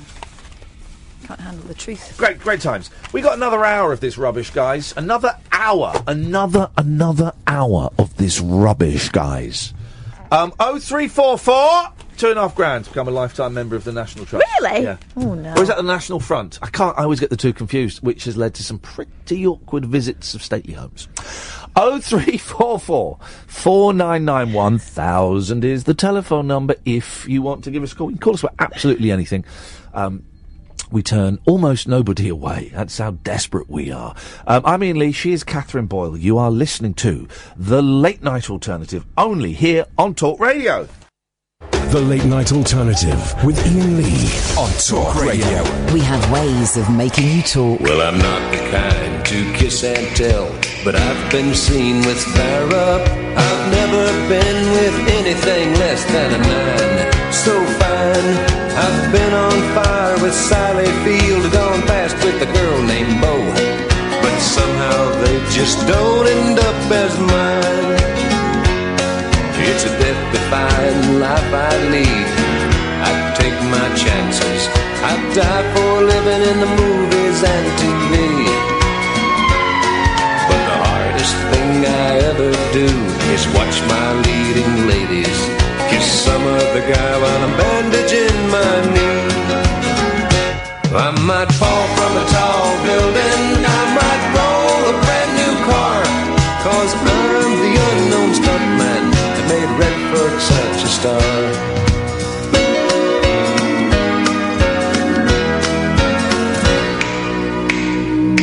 I've never spent much time in school, but I taught ladies plenty.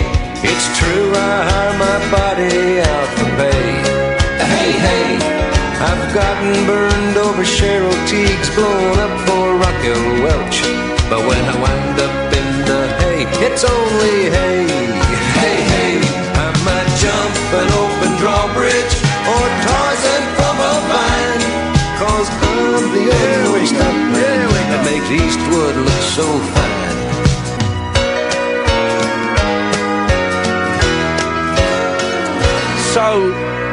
So I think I did the right. I don't think I'm doing this job that I was supposed to be doing on Monday. I don't think I'm doing it after the conversation I had with them. It's about this loneliness blog that I wrote about being lonely, and I was talking to them, like a month ago about maybe doing a little short film for a television program about loneliness, and based on kind of the blog, and I thought based on a lot of the responses that I had like hundreds of responses to it, emails and tweets and stuff like that, and people coming up to me at the end of shows and things like that, And so I thought it was going to be kind of all about that, and I'd suggested a few bits and pieces, and I didn't hear anything about them. And then I was told, right, you're filming it on next Monday, next week, in Somerset. I was thinking, what am I filming it in Somerset for? And but I had so much other stuff going on, I couldn't really kind of question it. And then last night, I sort of had a panic, and I questioned it. I was going, why are we doing this? And finally, I spoke to them today, the people behind it, and they wanted, Fruma's done this, great thing where they're countering loneliness, and apparently they have got a scientific. Fruma's a lovely place in Somerset. They're countering. They've got this this study coming out that aims to prove that their way of tackling loneliness has decreased the number of people visiting hospital. Something like that. And this is all being explained to me on the phone. And the way they've done this, I think, if there's anyone in Frome who's been there and, who lives there and knows about this, you can fill me in on the blanks, 0344 499 1000. They have these people that are spotters, and they spot people who might be suffering from loneliness, and from what I could gather, they are encouraged to meet up with other people and join groups, right? And that's kind of where I went, yeah, that's not what my piece was about, because lots of people got in touch with me, and it ties in with my personal thing. The thought of joining a group fills me with, well, I said to him, that sounds effing horrendous, and they laughed. I said, no, it sounds effing horrendous to me. It fills me with anxiety, it fills me with fear. The thought of being with a group of friends fills me with anxiety and fear. So joining a group, it's that thing that people say of, well, you should get a hobby, get out and meet people of like-minded interests.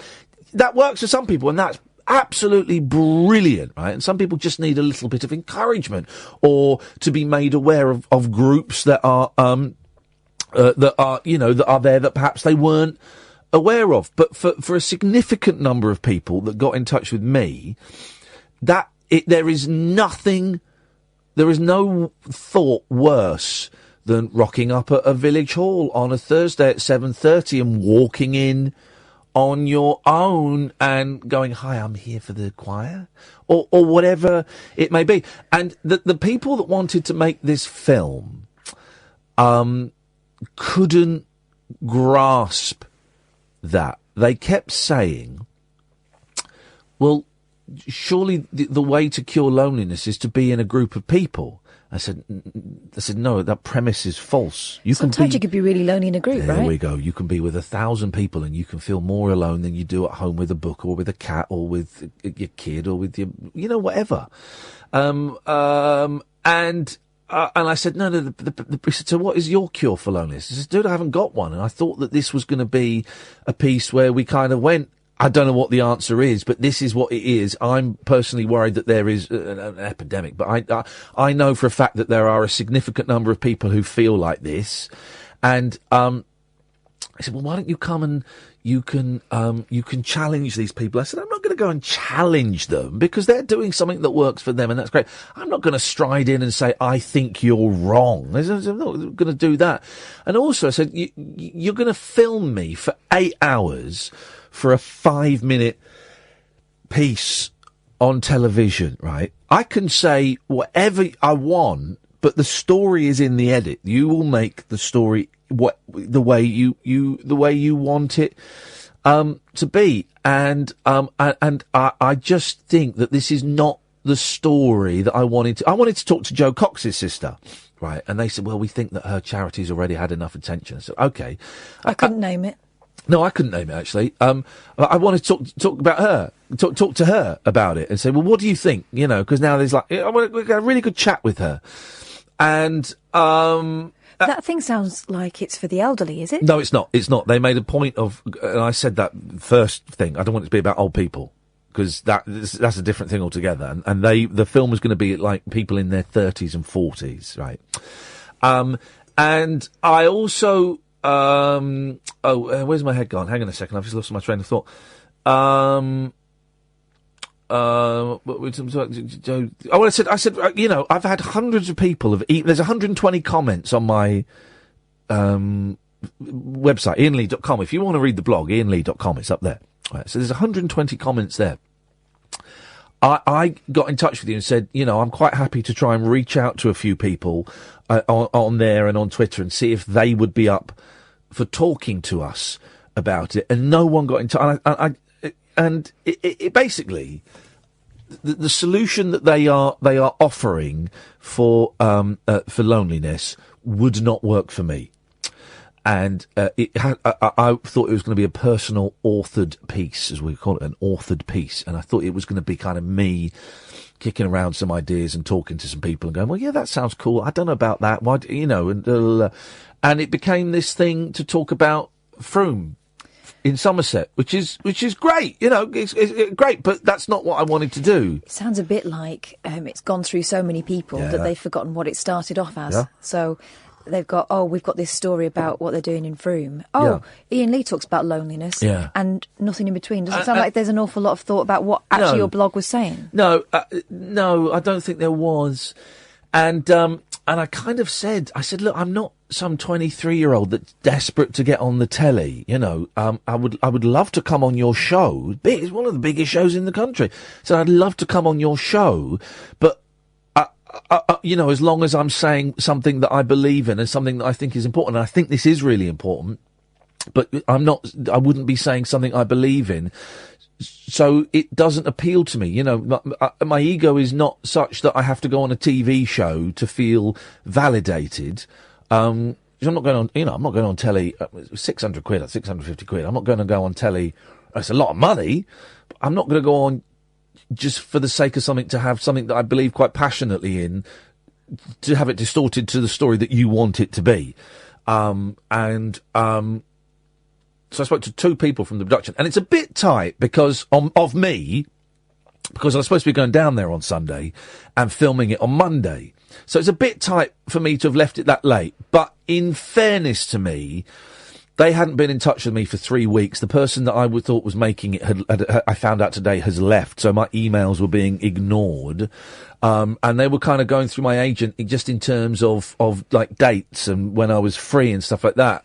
And, whether there's a miscommunication there or something, no one phoned me up and said, right, we've had to compromise it a bit. This is what we're going to do. Are you still interested? There was none of that.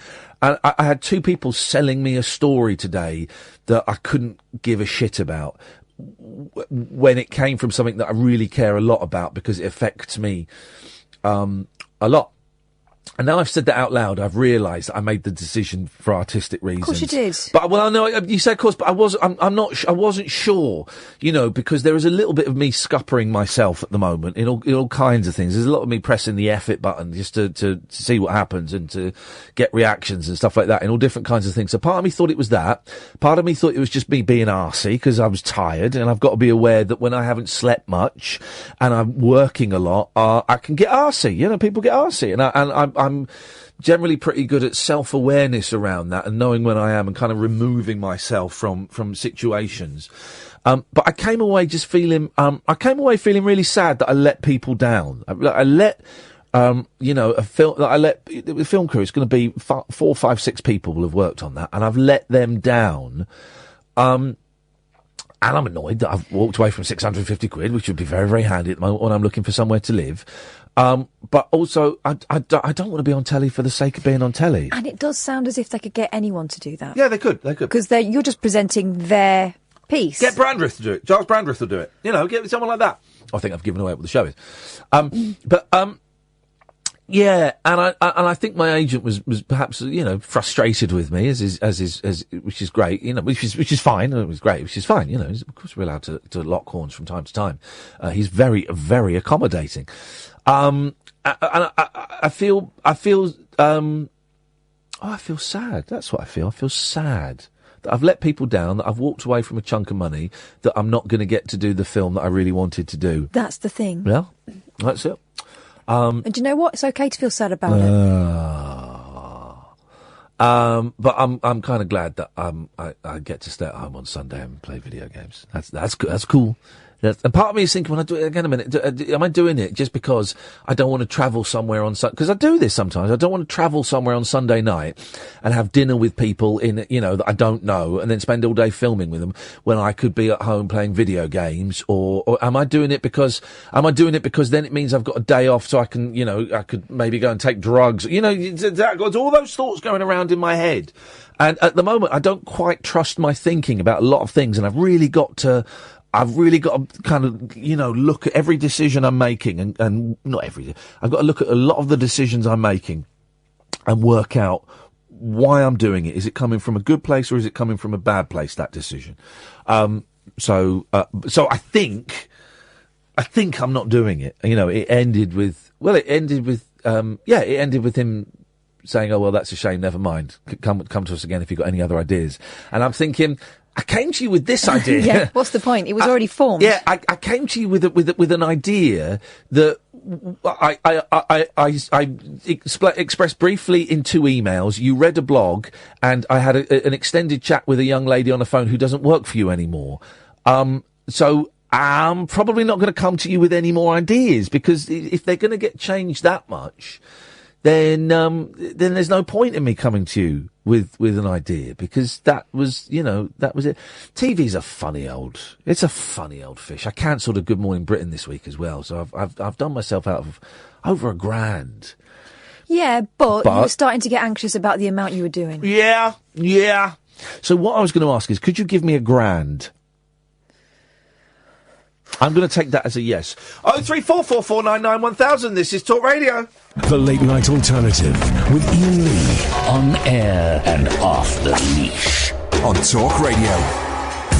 Let's be having you. Paul Ross at 1 o'clock, of course, guys. Let's go to Sonia. Good evening, Sonia. Hello. Hello, Sonia. Oh. Turn your radio off. I haven't got my radio on, lovely. What can I hear in the background then? Oh, there is a TV, but it's not the radio. Oh, right, okay. No, in that case, you is keep that it. Better? In that case, keep it on. I thought you were listening to us, and it was confusing things. You listen to whatever you want. I can't get you. Good. I can't get you. Good. You don't want anyone to. It's our secret. It's our little secret. Yeah. No, what I want to talk to you about is I'm trying to complain about this child system at the moment. Yep. I've been working for a company for 2 weeks. Yes. I've done 8 shifts, and I'm absolutely appalled by the care that these children are having. Right. Don't mention any company names or anything like that. No, I won't do that. No. So what? But I'm confused. What kind of thing are you working? What are you working at? As a nursery? No, I'm working as a support worker for children that are waiting to go to different placements. Placements for what? Fostering. Okay, right. They've come out of, Okay, so what have you seen that's so bad? For example, on maybe the second day when I worked there, I looked at the child's care plan, and on the second day I looked at the care plan and he had a problem with knives. So I've gone into a drawer, unlocked, and there's 10 knives in there, right? Yeah. So then I've said to the company, what do you want me to do with these knives? Well, it's not a problem. So then I've packed all these knives up, taken them to the place where he's living, and handed them in. Then after that, there's been 3 incidences with knives. Yeah. The way that the children are living, where they're putting them in this awful hotel, which are they are in. Basically, it's rented out to normal people as well, not normal people. No, I know what you mean. So it's a hotel where people can go and stay, but then also there are these young people that perhaps are a little troubled. Yeah. Yeah. Yeah. And but the accommodation is atrocious. You've got showers in the kitchen. What? Yeah. That sounds horrendous. You've got. I come out of there and I have bites all over me. What, fleas? Whatever bites. It wasn't fleas because they only go for your ankles. Okay. You know, I had fleas, these bites all over my hand, all over my body. Oh dear. It's horrendous. It sounds awful. And then there's wiring that, you know, is hanging from the ceiling, like in the bathrooms, and the showers aren't working because there's no water. So they're having to use the staff showers, which then that makes them feel, you know, that they want their own bit of independence. Do you know what I mean? Yeah.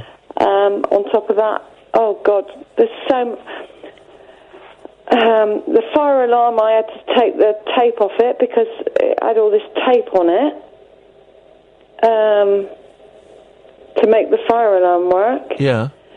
You can't cook them decent food. When I go on duty, to be fair, I've stopped working there. I told them yesterday I can't work there. And did you tell them why? Did you point out all these problems? I tried to tell them, but they won't listen. And then I've phoned the police last night. Right. They were meant to get back to me today, and they haven't. I've tried. So hang on a minute. Is this? All right, and let's just tread very carefully, and obviously don't mention any names, but you know that because you're an intelligent person. Mm-hmm. So is this? Are these services provided by a council? Well, this is something I don't know, you see. Well, were you working for a council, or were you working for a private company that was hired by a council, or...? It's an agency. Right, okay. Oh, blimey. Well, they must be, if they're waiting for fostering and stuff like that, it must be coming from a council. Exactly. But then I've got onto the council and I've got to fill out all these bloody forms. And I'm not being funny. Yeah. All I want to do is report it. Yeah. So now I've got to fill out all these forms, and I can understand why people don't want to complain about it. Oh yeah, no, they don't. They're not going to make it easy for you, Sonia. Not going to make it easy for you to point out, you know, their terrible mistakes. No.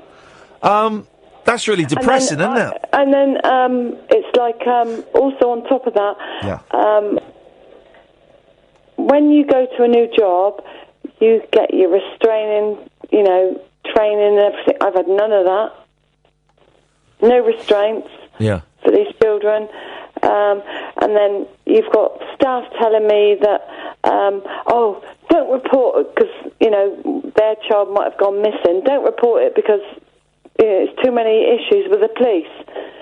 Hang on a minute. A young how old are we talking here? Between 12 and 15. Right, so like a 12, 13, 14-year-old goes missing. Yeah. And you're told not to report it? And the boss has told them, not me, but has told others not to report it because there's been too many complaints. They're not being educated. This coming in the wake of all the sexual abuse scandals, you know, of rape of young... Nice to know transparency is children. still important. Yeah, isn't it? Well, this isn't acceptable. What do we do? What do we do about this? This is unacceptable.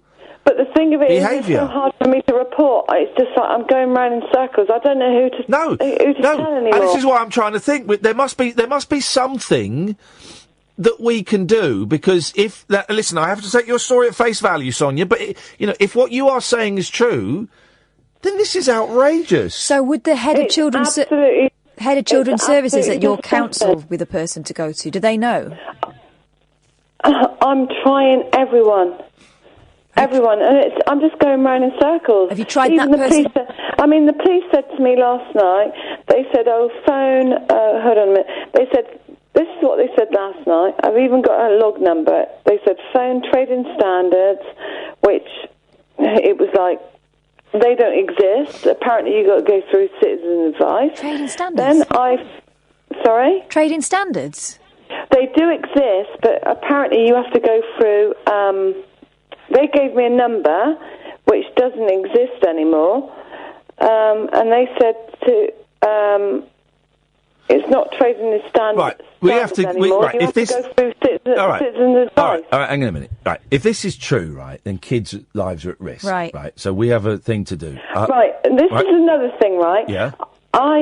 Those knives that were found in the drawer. Yeah. Right. there was at least 10 knives, probably 12, right? I had to take them down to the reception. They're staying in the hotel, right, which other people stay in. Yeah. There's no locks on the door, so staff aren't safe either. Right, these children are troubled children. Yeah. Right, No one's safe. Right, no one's safe. Right, well, okay. We need to find a way of exposing this. Okay, I'm just thinking off the top of my head. Would you be prepared, Sonia, to speak to a journalist from a newspaper?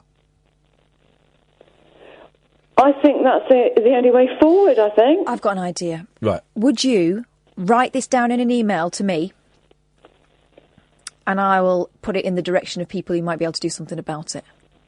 Yeah, because I'm honestly, I'm banging my head against the wall and I can't sleep. No, I know. And you know, you sound I've got 2 children that sort of age, and I can't bear it.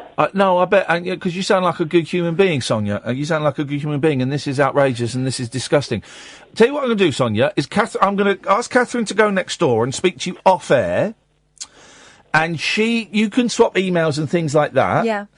And if you don't want to be named, we can look after your identity. I think that may have happened already. Is it? But the thing about writing an email is that's not everyone's best way of communicating. No, but I need details. I need times. I need places. Well, do we? Okay, that's one option. Is another option not just to put her in touch with someone connected with this organisation? Possibly, but to get their attention, I need to be able to give them a case. As well, I must tell you as well, I mean, some of the staff that are employed, I mean, there's one woman, for example, her children were taken away from her, and she's working for this company, and also her daughter is working for the company, who was in care, and then you got ex-druggies, these people aren't right. Well, I wouldn't worry about ex-druggies, because I'm an ex-druggie and I'm all right. I'm not going to steal your wallet, so, don't worry about that. But it's not about that. It's about nurturing these children. Yeah, but ex-druggies can nurture people, so don't worry. As long as they are ex-druggies, they can, I'm nurturing my kids. But that's the thing. That's the question, isn't it? Well, but one would hope that question. Because when I met that guy, I thought he's a druggie, and then he told me later on, oh, I used to be a druggie, and I thought, well, I think you still are. Okay, well, listen, okay, well, we're going down a slight cul-de-sac here. I wouldn't worry as much about that. I would worry more about all of the other things you've spoken to us about. Catherine's gonna go and speak to you off air and give you, her email address, and, ask, she'll chat to you off air, and we'll see if we can put you in touch with someone. Okay. Who might be able to bring this to a wider audience. The thing is, sometimes when a media organisation's involved, people are more likely to help. So if I act as the in-betweener for you... I am so pleased I've phoned you, because I've tried everything. And, I can't rest at the moment until these poor children are sorted out. I get it. There is so much... And, I've spoken to staff as well, and, but even staff have told me, like there's been sexual activity between children. There's been all sorts. Sonia, listen. I'm going to pass you over to Catherine now. So I'm going to take you off air. You're going to speak to Catherine, and she will get some details, and we'll see if we can put you in touch with somebody. Of course, that's not what we're going to do. Catherine's going to find her and have her killed. I'm joking. That's outrageous. If true, and I have no reason to doubt her. She sounds like a very sensible and passionate human being that wants these these kids looked after. Blimey, doesn't it make you think? Aren't we lucky, huh? 0344 499 1000. This is Talk Radio. Unmissable late night radio with the original king of unconventional conversation. Make contact with Iain Lee. The Late Night Alternative with Iain Lee on Talk Radio. You're listening to Talk Radio on DAB. Maybe you've downloaded the app, or perhaps you're listening online. If you go to youtube.com/rabbithole, although it's going to change soon to youtube.com/Iain Lee. And, because I'm going to change it and I'm going to make millions. You can watch the show. Hello, guys. Let us go. Good evening, Jerry. Hello, Mr. Lee. I'm very well, thank you. Have you calmed down now from your little hissy fit? Yeah. Good lad. Well done. Welcome back. Come, what you got for us? I forgot a letter. Oh, yeah. You sound well tonight. I've just taken me fix. Oh, but I'm going back to my old drugs again. Oh, really? The difference is huge. Oh, but someone says don't ring in the call bell. Sorry about that. I thought you off soon. Cancel the call bell. Cancel the call. I can't. It's not mine. Oh. Somebody else's. Oh, well, screw those guys. Go on, what's your letter? I have the council. £400. Oh, flipping it. How come? Waiting for access to property for removal of a bed. Yeah. An empty property which has been sorted out. When I left my flat, my bungalow. Yeah. So it's been empty by the council, but they obviously haven't emptied it. They should charge me. But I said I'm not paying for the bed, because one, it's not my property, it's the hospital's property. Yeah. And I won the tenant at the time they removed it. So why are they billing me? So hang on a minute. What is... It's never easy with you, is it, Jer? So what is the £400 that you owe them for? Empty property. Yeah. And wait on site to allow access to med-equipped removal of bed. Which is £25. I'd tell them But makes check payable. Yeah. I don't know every time we're coming back. I'll tell them to get stuffed. That's what I told him, but my social worker's gone underground again, can't find him. Oh, flipping it! Your social worker. I know they're worked hard and they're pushed and stuff. But but I wouldn't pay it. What are they going to do? Put you in prison? I'm already in one. Hey, exactly. You'll probably get better treated in prison from and I don't say that lightly because I know some of the treatment you've had there. Where'd you get recreation for an hour a day? Yeah. Meals. Well, I don't know what to say to that, Jerry. Really, have you phoned them up to speak to them? Yeah, guess what? You're on the phone for half an hour. Guess what the music is on the phone? Go on. Seal Crazy. Oh, God! I hate that song. No, I tell you the song that's worse than that. It's another Seal song. It's Kissed by a Rose. That's worse. Yeah, but you're going crazy on the phone. 30 minutes of crazy would drive you absolutely crazy. There's no denying that. It's all full of adverts telling what great services you provide. Holy crap. Yeah. And I was going to say, that poor girl woman I was on before, it's CQC, they deal with children's services. We'll say, I mean, it's crappy, isn't it? We can't look after our elderly, our disabled, and our kids, and that, that's the true test of a society, how we look after the vulnerable, and we are letting them down. It's getting worse. It is, of course it's getting worse, because there's less money, and there's more people in need of the help. So we've got to think of a solution quick before. The solution is we all kill ourselves, Jerry. No, that's a bit extreme. Okay, right, that's one. That's my first idea. All right, don't be. You knocked it back. Fair play. Second one is we all kill you. That's sort of a quest. It's sort of a game show for TV. Yeah. Wheelchair jousting. Oh, mate, I'm in. What do you reckon? I'm in. I'm totally in. Yeah, I'll be up for that. Electric wheelchairs. Yep. Get up and down, jousting. I think it'd be good. Yeah, I'd be up for that. Yeah, all right, fine, we'll do it. We'll make it happen. I'll speak to well, I can't speak to BBC One now because I annoyed them tonight. But we'll. BBC Two. Nah, the whole BBC is going to hate me again. I think I'm out of that organisation for another 2 years. I pissed off the one show. But I'm a Good Morning Britain next week. I'll put it to Susanna Reid. Lorraine Kelly. I've not met Lorraine Kelly yet. I like Lorraine. I've not met Lorraine. I'll put it to my favourite, Kate Garraway. Okay, you do that. I like Kate. I'm going to be a guinea pig. Yeah. All right. Well, of course you'll be the guinea pig. We'll put you up against the guinea pig, and we'll see how you get on. All right. Nice one, Jerry, mate. Okay, bye. Take care. Yeah, ta-ta. Let us know how it goes with that £400. Let us go to Kevin. Good evening, Kevin. All right. Well, of course you'll be the guinea pig. We'll put you up against it, and we'll see how you get on. Hello, Kevin. All right. Nice one, Jerry, mate. Hey, bye, take care. Yeah, that's all. Let's know how it goes. That one, please. Let's go. Kevin, good evening, Kevin. Hello, good evening. Well, good morning, isn't it? No, we've not had a sleep yet.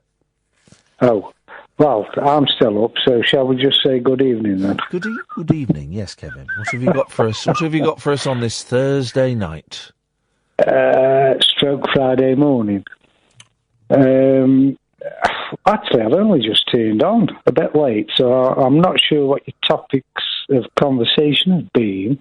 But as I turned the radio on, I just picked up on the last 5 minutes that I sensed that you were showing like mega respect for, was it Sonia? Yes. And was the subject about people being vulnerable? You're speaking in very old-fashioned terms by using the word subject. She phoned up because she was frustrated about about what. That's what I say. I've only just tuned on, and I thought, I'll ring up because I could just tell over the radio that like you were showing great respect. I show great respect for 86% of all of my callers.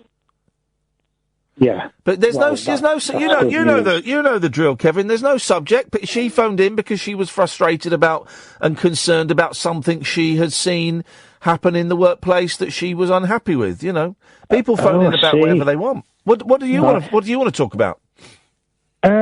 Well, I could see that the lady was a bit distressed, and I picked up on the vibes that you recognised that. Yeah. Hence,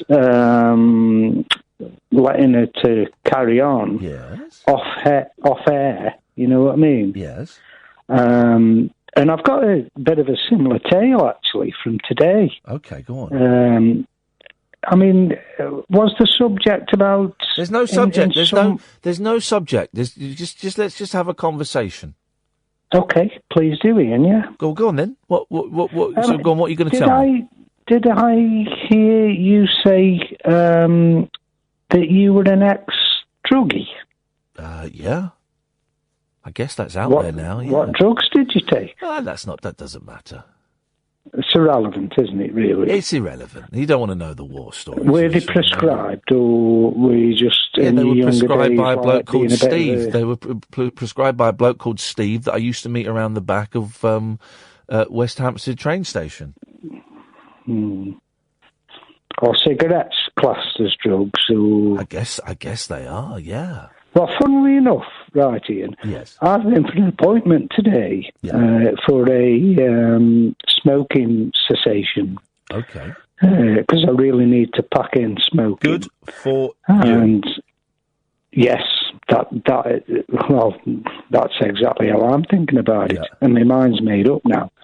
I mean, let's face it, smoking isn't illegal, although it is in public areas like, let's say we go into a pub. Yeah. That's like public, isn't it? Yes.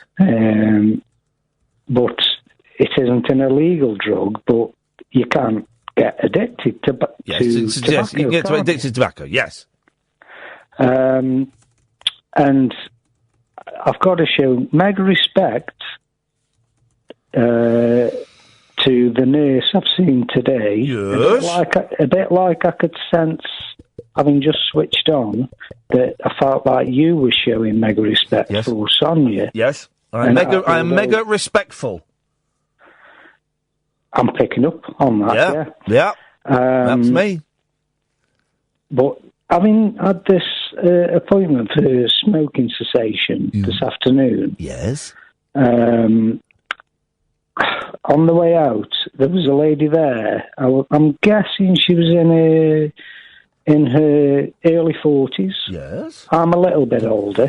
Yeah. How old are you, Ian?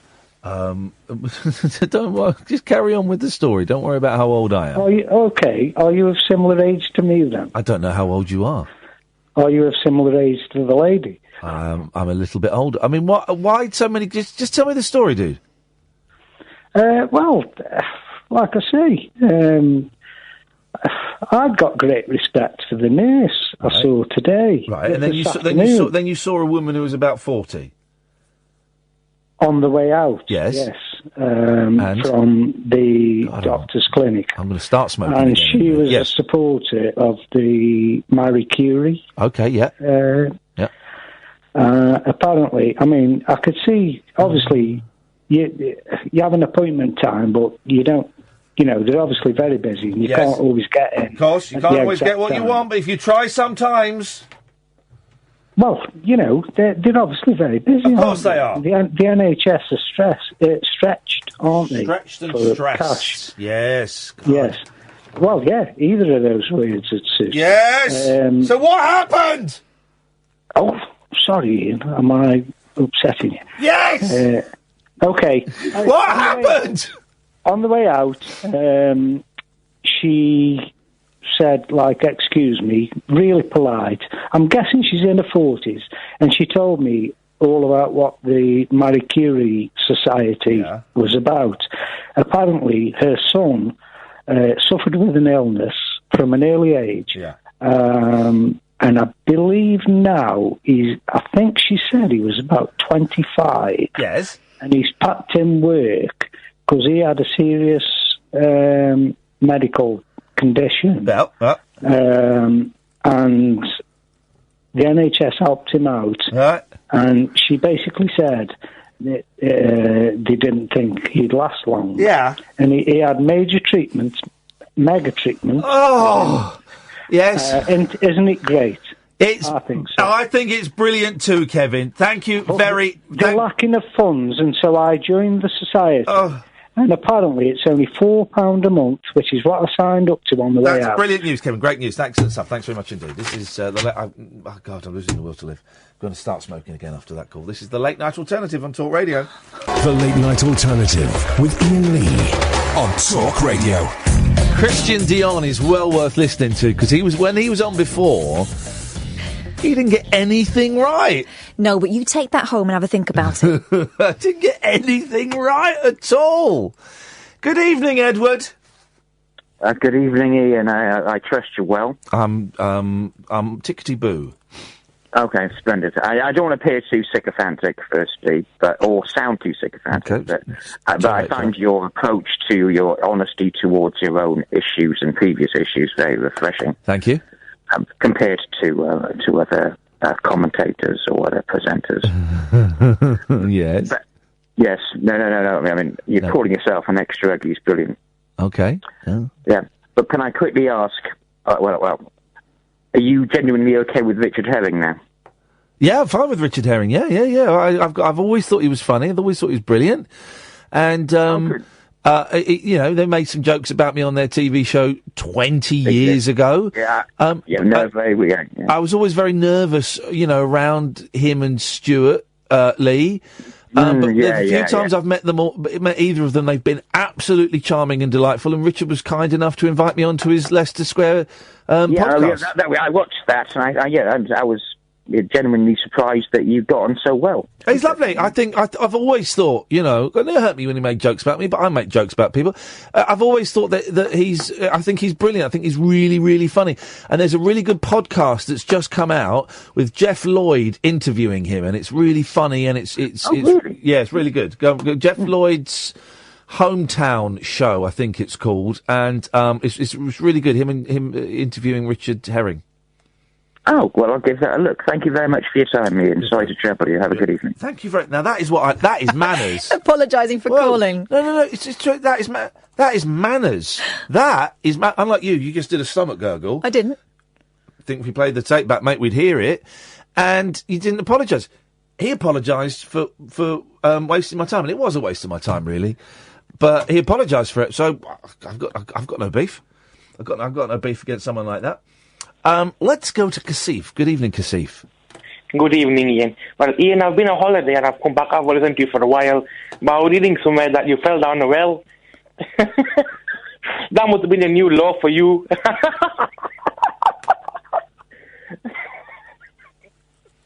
Just going to let this dickhead finish with his well jokes. Carry on, mate. Go on. Go on, get them out. You must be welling up with them, yeah? Yeah? Welling up. It must have been well funny for the emergency service. Well funny, yeah, okay. Seriously, how did it happen, Ian? So you probably always thought I was a little bit wet. Good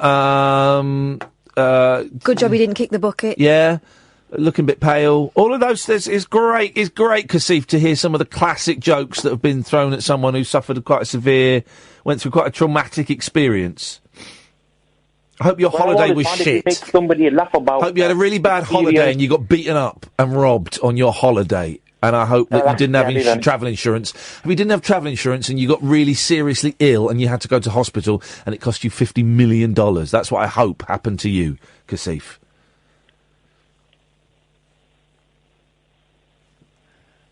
Well, I hope it happens to you as well, then, Ian. Oh, you've hurt his feelings now. He phoned up and took the piss out of me for falling down a well. You know how upsetting that whole well thing has been. I don't know, Ian. I wasn't there. Where did you go on holiday, mate? Seriously, where did you go on holiday? I went to Pakistan.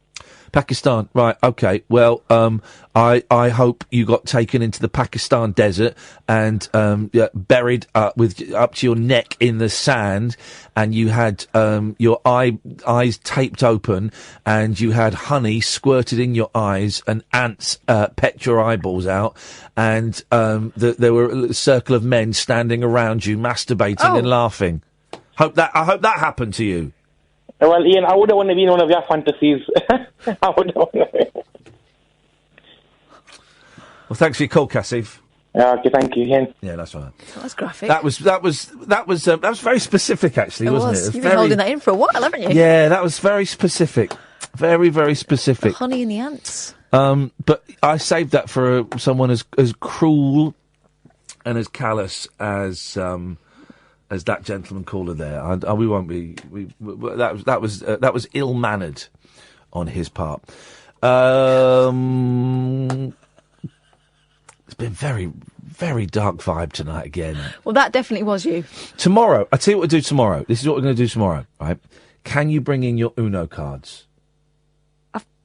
I might have them now. No, okay, that's brilliant, Catherine. Well done. Tell you what we're going to do tomorrow. Can you bring in your Uno cards? So hang on, I've got to bring in Uno cards and some sort of contraption for your... Yeah, do a little bit of production. That's not production. Other producers... That's DIY. Here's the thing. Other producers would have as soon as they heard that Eric Bristow was dead, would have got Johnny Seifert, the Talk Radio Showbiz expert, on the phone, and you did not do that. Well, I've got an idea. Seifert. Why don't you get some of the other producers? Oh, no, you won't do that, will you? Okay, fine, yeah, I will. All right. I'll get Cass. Yeah, okay. Hello? You do that. Hello? Hello? Yes? Hello? Oh, hello. Hello, caller. How do? Hey up. Who is this, please? It is Pablo. Ah. Okay. Rings a bell. No, yeah, well, it was actually more on a serious note. Just in regards to the prior caller with the issues in regards to child services and the like. Right. Yeah, no, I mean, I don't particularly work in that sector, but I do work in the care sector. And it was just to say that I think it's kind of symptomatic of a bigger issue of cuts and just generally... There ain't no money. We don't look after our vulnerable people. There ain't no money. Well, very true, but it's to the point where it's almost, well, not even almost, it's just a case of, you can see government essentially making decisions based on, well, nobody's really going to be checking up on them for a while, and by the time it comes out, we may not be in government. Hey, where's hang on a minute, how many votes can I get if I look after 14 and 15-year-old kids? Oh, hang on, 0 votes. So let's go and sort out well-off old people who are, comfortable. But when things go wrong and they get exposed by someone else who does care, we'll say lessons have been learned. Lessons have been learned, and it'll always be people, like, kind of direct within whatever organisation they're found at fault that will be reprimanded or an issue. They're people who are actually, essentially holding the purse strings and making those decisions on behalf of those companies. I mean, aside from anything else, bringing the private sector into care and the like is something that's, I mean, personally, I work for a private company myself, but luckily all the people I've had dealings with, I've not really had any kind of, negative things, but everything is really on a really tight budget, to the point where we've even got occupational therapists coming in and suggesting cuts to people's hours of support that they get and the like, which really isn't their job, but they've been given that kind of edict to go into. Well, whilst you're there, just check and make sure there's anywhere we can make a cut. And just when you create a situation like that, everybody's working at a really tough standard on what little they've got. So obviously it opens up the capability of people who are kind of, well, maybe we won't do things right and we'll save a bit of money here, or we won't cause a problem there, which creates a system which I think is, what the previous caller was calling. Can I ask you a question, Pablo? Mm-hmm. Right. Do you know a lot about the Beatles? No, I'm one of these people who isn't a massive fan of the Beatles, I'm afraid. This is okay. Or the Kinks man myself. Okay, because I really want to get this Beatles Trivial Pursuits, but and I know it's Trivial Pursuit, I just say it to wind you up. Me and Cliff Richards say it all the time. But there's no point in me getting it if it's just going to be me being brilliant at it. And you... Right, Catherine, you're starting to wind me up now. Right, screw you, I'm going to buy it. And I bet the first 3 questions I get, you won't be able to get. Beatles, Trivial Pursuits. Right. Hang on. Oh, what? Hang on a minute. £129. No, forget that. What? No, that's different. This is Trivial Pursuit bite size. Bite size. Right, I'm going to buy it. Is that just extra questions? Is that right? I don't know, mate, but how about those extra questions? Wow. I'm gonna buy it. We'll have it on Monday. So tomorrow night is Uno night. It's Uno night tomorrow night, Pablo, and Monday night is Beatles quiz night. Oh, well, that gives me 3 days to swat up on the Beatles. Yeah, I tell you what, mate. I tell you what. Speak to you 10 o'clock on Monday. You got 3 days to swat up on the Beatles. And for every one I get right and you get wrong, we'll chop a finger off. Yeah. Of Catherine. They're the ones who did Paint It Black, weren't they? Okay, right. He's trying. So you don't chop this one off. Hey, she's flipping me the bird, guys. That's one crazy horny lady there. Whoa. Flipping me the bird, man. Bird dog. What is that? Anyway, right. Well, I didn't get to any of the stuff that was in the papers, and I wanted to do. There was a thing about deja vu. I'm going to do a joke now. There was a thing about Paul Hollywood. There was a thing about deja vu. One of my favourite Monty Python sketches. Oh, and all the Monty Python stuff. April the 15th. It all goes on Netflix, right? And there's a brilliant Monty Python sketch. It's Michael Palin doing a TV show called Psychology Today or something. And today's show is about deja vu. And it does on it, and it goes to another sketch, and then it just keeps cutting back to him, starting the show again. And they do it so many times that by the end he's going, ah! And then just gets up and runs out. And it's just so beautifully done. I've not seen the Python series. Series 1 is a bit dry. Series 4 is unwatchable. It's the one John Cleese wasn't in, and it's awful. But Series 2 and 3, a little bit racist, but very, very funny. Very funny. That's what I'm going to be doing on April the 15th. Have you taken April the 20th off yet? No. They won't care. I can do it. Well, you say that. You can't... Listen, I'm not actually supposed to be working. I'm out of contract. Oh, sod that. So I'm doing it when I feel like. That explains the last week or so of your attitude towards this show, so that's great.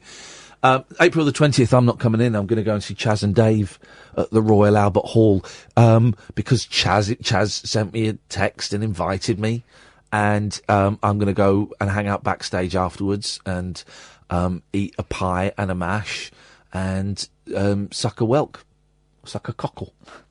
That's what I'm going to do. That is it, dear listener. That is your lot. We're back tonight at 10 o'clock. Do stay tuned, though, because Paul Ross is on between 1 and 5 he goes on to. Wowzers, Poor man. lad. Hey, it's a cracking listen, though. It's a cracking listen. I should be listening to that on my way home. Don't forget to follow us on Twitter at Iain Lee, at Flippin' Kath. No G in Flippin', a K and a Kath. We will be back tonight at 10. Until then, from us, ta-ta.